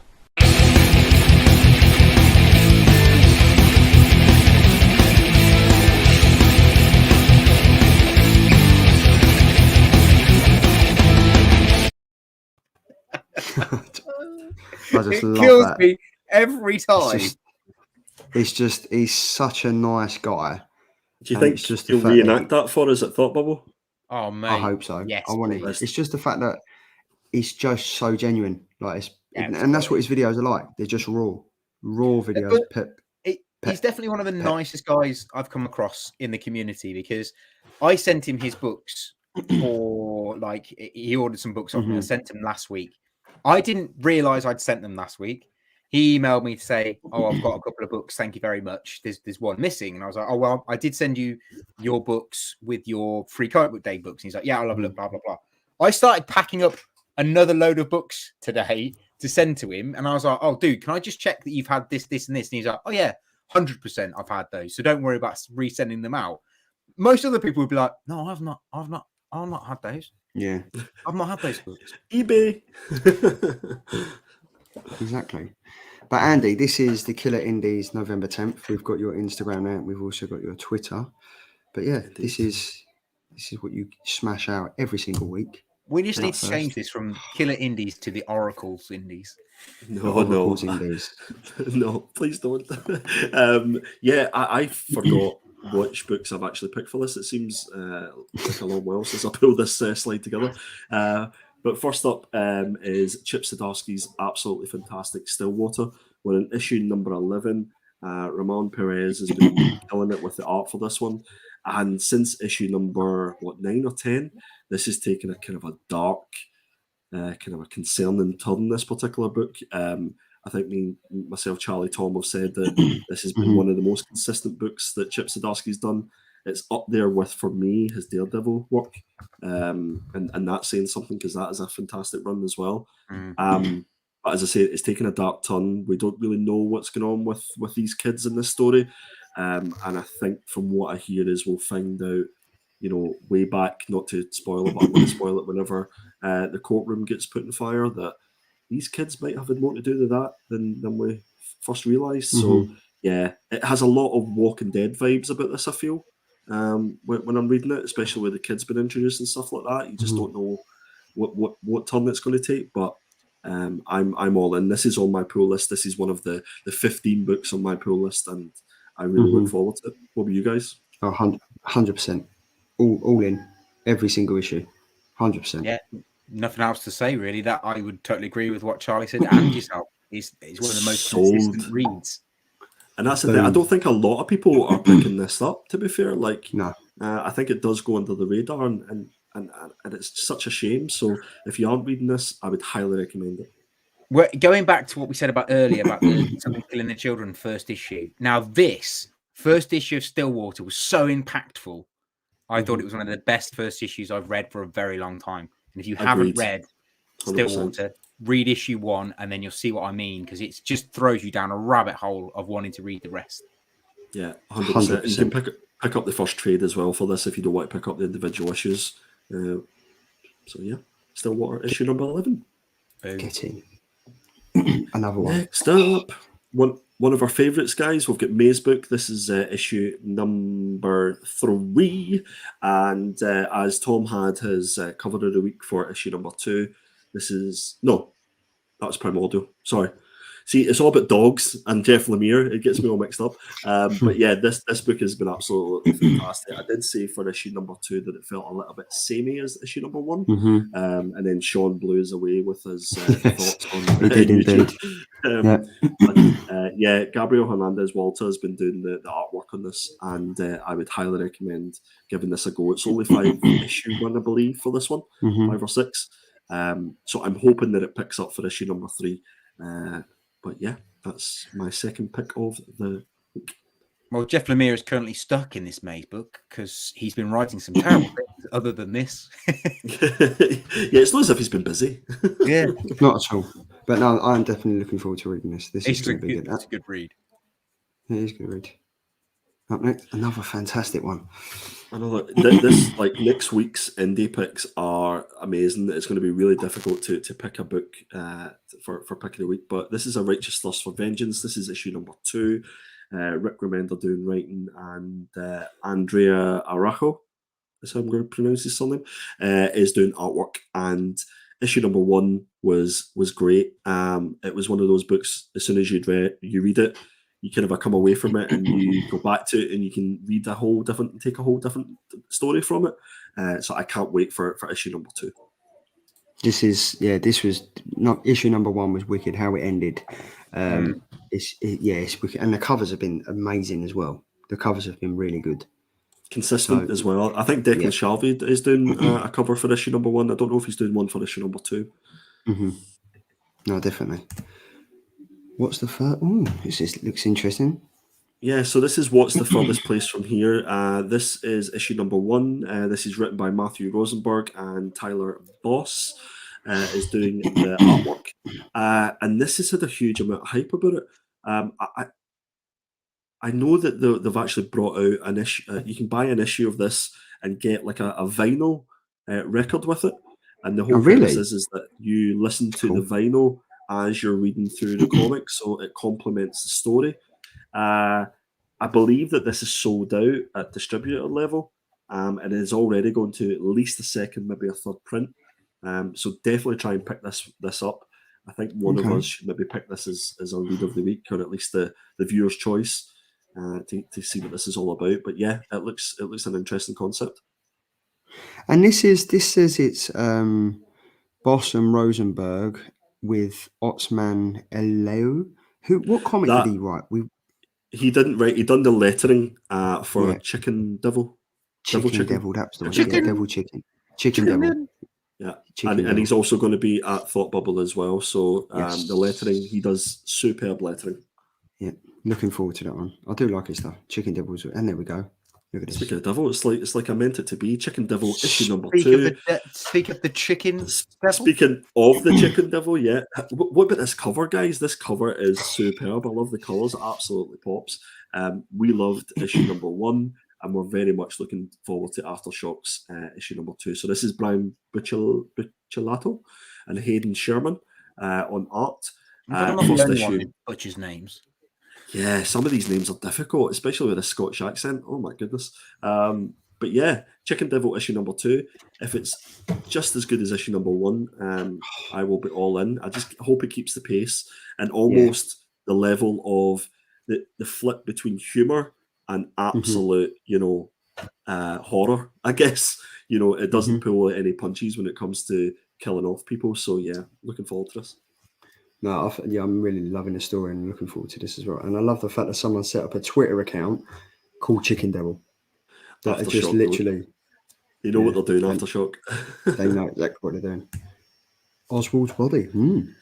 Regarding the matter of Oswald's body, so apparently this has already been optioned, this book. And this is by Boom Studios. This is Christopher Cantwell on writing and Luca Casalanguida. Yeah, we'll go for it on that one. Do you know what? That sounded bang on. Let's go with that. Commit. I'm just committing with it. But yeah, this is one that's already been optioned, and there's been a little bit of hype about it. I know that there's a local comic shop day variant that is out for this, and I think there's another 1 billion covers that are coming out for this as well. That I believe Christopher Cantwell might write some TV shows and movies and stuff like that as well. Mm-hmm. So I think I think there's a fair chance that this will do well. So yeah,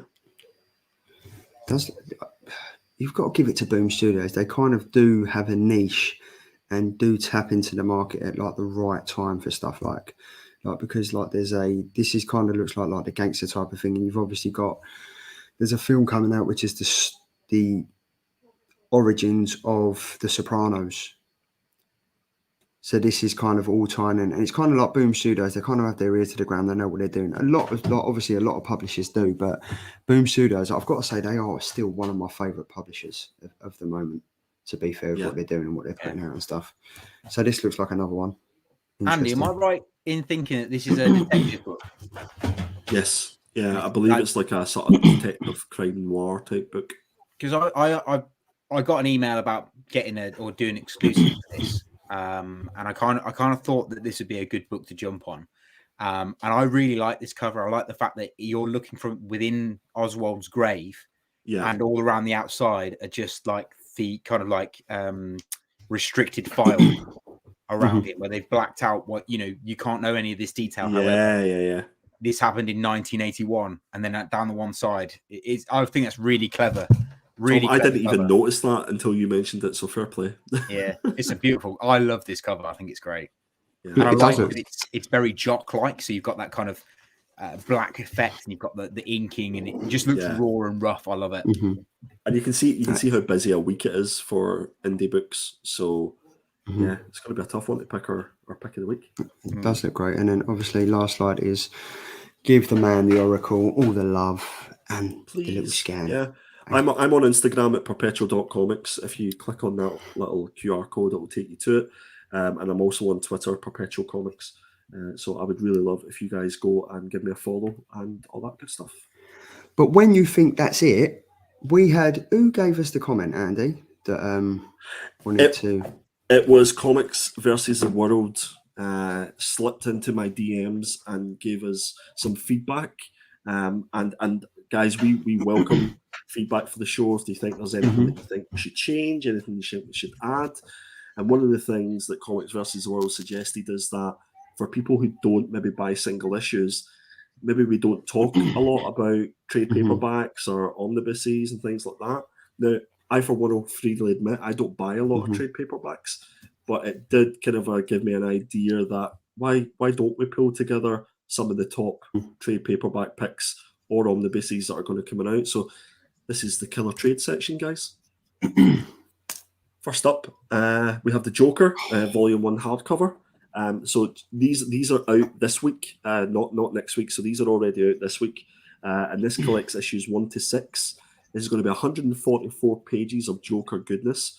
And I've put the dollar mark there. It says RRP of $24.99.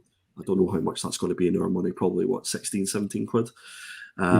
James Tynion and Gillian Mark were doing the art and writing on this.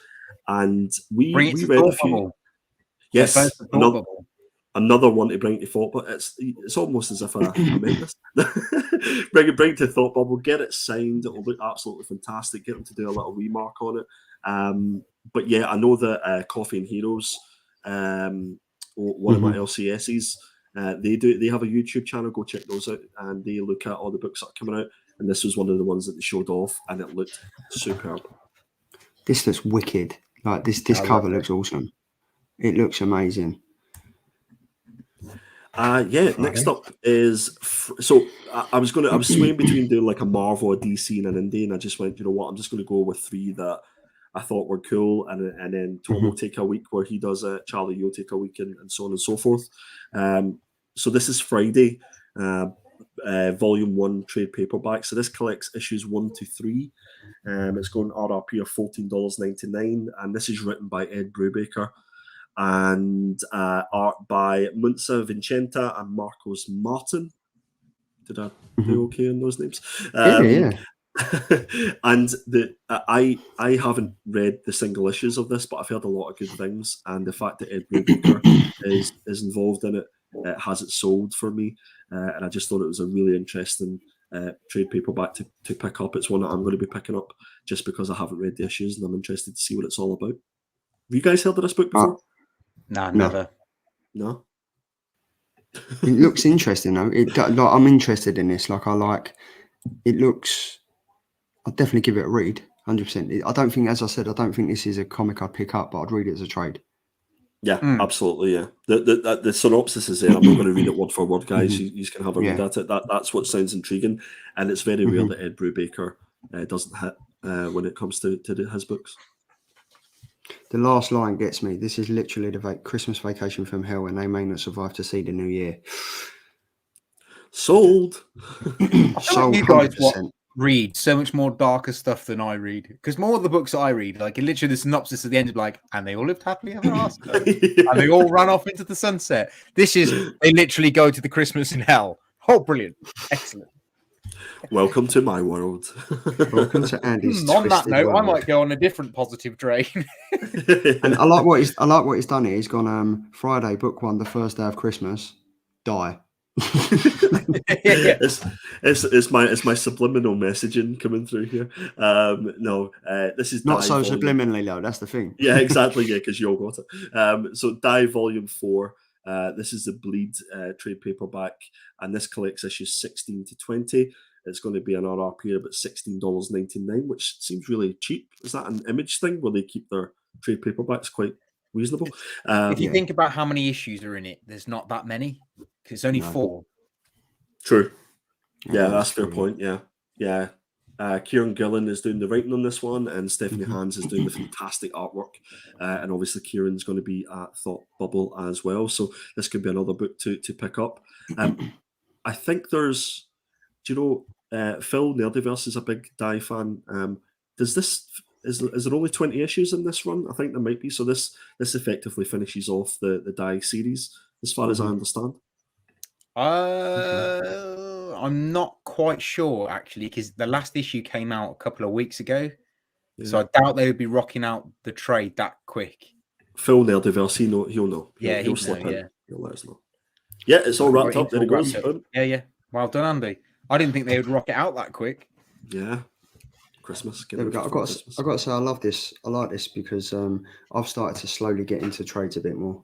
I don't think I'm on the level of getting into omnibuses yet because, as I said earlier, when Dino mentioned it, stocks, shares, and Care Bears. Yeah, that's it. Yeah, Stocks, Care shares, Bears. and Care Bears. Stock, shares, and Care Bears. But as Dino said earlier, I think omnibuses, they're massive. They're massive. But then, in theory, they probably only take up as much room as 15 comic book issues would do. Well, they're certainly more collectible. I was sort of thinking about it and saying, the money, obviously it's cheaper to buy a trade paperback, but from a collectability and, dare I say, a resale perspective, it's almost like buying a car. As soon as you take it out of the shop, it's going to decrease in value. And I feel that for trade paperbacks, if I missed all the issues and didn't want to go and invest all that time and try to collect them, then I'd maybe jump into a trade paperback. But it's a hard sell for me. But I'm interested to see what the viewers think of this sort of segment for the show. Do you think it's good? Do you think we'll go ahead with it each week? Give me some feedback and let us know. Yeah, definitely. But I think it's great. I think it is good. That's the killer trades for this week. Now, sneak peek for next week. So obviously next week is the final show before Thought Bubble, before us three here finally meet up with the rest of the comic book guys from Comic Deal, Hydra Collectibles, The Noob, The Comic Room, Triple G, Mark Oldroyd, Poptimist. It's quite a few of us going up there. Next week is the last show before that, and we will be looking at Strange Academy Presents The Death of Doctor Strange. Tom, this was your pick, wasn't it? I believe so, mate. I actually forgot what my pick was, so I was waiting for you to pop it up and say, this is your pick. So I can be like, yeah, that's mine. I picked that. So this is Tom's pick for next week. Woohoo. We've got Andy's pick. I can't wait for this newborn. Chip Zdarsky, Jacob Phillips. I can't wait. Looking forward to this. And we have my pick, Dark Knight's Steel. Now, I've read this already, and I was going to say, no spoilers. I've read two of the comics you just shown, and I'm going to hold judgment. And next week we will be doing something a bit different. We will be, instead of the Road to Thought Bubble, we're going to be doing for next week's show anyway. We will be doing a new section. Should we tell them what it is? Go for Might it. as well. We're literally going to be going through either the top 5 or top 10 comics we will be taking to Thought Bubble to get signed. And then I'm thinking hopefully from that, we can narrow it down to the one comic each that we're going to be sending to CBCS. It will be witnessed by Tim. our main man, Tim, from the Hobgoblin Hideaway. And then we will send one of them comics off, get CBCS, and then we'll give one away. So we're getting 4 comics done. We're getting R3 done, and then we're getting 1 extra done, signed, sealed, delivered, CBCS, and it will be given as a giveaway on one of the shows next year. Because I think by the time it comes back, as Tim said last week, by the time it comes back, we are looking into early next year. So that'll be a thank you from us, guys. You'll be Are we still going with the John Jang Nice House on the Lake for that one? Yeah, I think that's what we agreed to get that signed by Tinian. Yeah. I think we agreed to get that signed by James Tinian. Behind me, one of those boxes. Get it witnessed by Tim, get it sent off to CBCS, and then one lucky viewer will get it as a giveaway on one of the shows. If you guys want to pick, there's 2 covers available. There's cover B, which is like a more of a plainer kind of darker cover, and then the other cover is cover A, which is more of a brighter orangey cover. So if you can have a little bit of a think, and we'll do another poll next week. We'll do a poll, pick which one you want, and we'll get that one signed. Sure. The cover talking about polls, just before we finish, let's have a look at who wins cover of the week. Now, I've been keeping a close eye on this. This has been pretty close. So at one stage, me and Andy was both on 36%. Tom was on 32%. Then Andy went to 37%, down to 30%. 30 votes as well. That's amazing. That's class. Thank you, everyone who voted. In third place is me with the Sheena cover. In second place is Magic with 33%. And in first place, it's Primordial. With 37%. Yes, me and Andy are drawing. The puppy wins. Congratulations. Puppies always win. Congratulations. I'm last again. But do you know what? It's the taking part that counts. I enjoy doing it. I clearly haven't got the eye. I clearly haven't got the eye for comic covers. I clearly don't know anything about comics or what I'm talking about. So I'm just here for the bants. Yeah. Well, I'm just here for the bants. Speaking of Hobgoblin's Hideaway, for anybody that got the chance to watch the claim sale, I picked up a really special book that I'm really happy to show everybody whenever it arrives. And I'm excited. I know that Tom picked up a rather special book as well that I'm sure will be winging its way to. So again, guys, can't recommend enough to go and check out the Hobgoblin Hideaway Facebook group and make sure that you're there for the next claim sale. And I believe they're also going to be putting up mystery boxes that are going to become available. So yeah, can't recommend those guys enough, and can't wait to show off the book that I got. Exactly. That's all I'm here for, is the bants and groupies, and that's all that's happening next Friday and Saturday night is for the bants and the groupies. Well, me and Andy did start out as groupies of this show. Exactly, but it's going to be great. Next week is obviously the final show before Thought Bubble. Then we're all meeting up on the Friday, the Saturday, the Sunday, and then I am on a flight at 6 o'clock Monday morning off to Munich. So yeah, I'm going to document that. I'm going to do what Andy said and document my whole weekend, because it's going to be great. It's going to be documenting it anyway, but it's going to be good. I think the interesting thing will be, though, is that obviously you guys are leaving on the Saturday, but me, James, and Sean are still going to be there on the Sunday night. So no.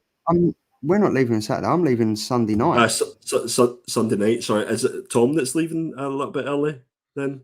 No, I'm leaving Sunday night, but I'm on call Sunday night. So right, you're not getting rid of us that easy, mate. You have to be a good boy, because yeah. I think it's going to just be 3 nights of interesting Instagram lives, to be fair. But on that note, I think it's here, Edvic, another cracking show, guys. Thanks for all the effort. Always enjoyable. Thank you very much, Ed, for watching as always, and thanks to every single person that joins the chat every single week from 9 until 12 when we've done another 2 hour and 10-minute show. Thanks, guys. It's been great. Enjoy spending 10 past time with 11. you all. 10 past 11. That's the one. What did I say? It's all right. It's gone on for so That's long. all. You've forgotten I was like, day it what? is. What time is it?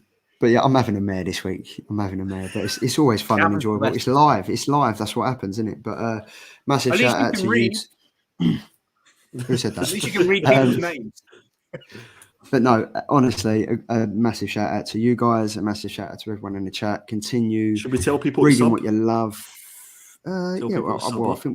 think we've got an extra sub. We are on 670 subscribers now, so we are 30 670, away so from 700. The big 700. That would be pretty cool. So thank you to everybody who has subbed up, and if you haven't done so, we'd really appreciate it if you did. If you don't want to, that's cool. But as long as you come and join us every Thursday. But yeah, it's make sure you give us a always thumbs good. up as well, guys. And if you do give us a thumbs down, let us know why, just so we can improve. Why. Exactly. But as always, guys, it's always good spending time with you all. And Tom, what do we have to do? Always stay safe. Always stay sexy. See you next week, everyone.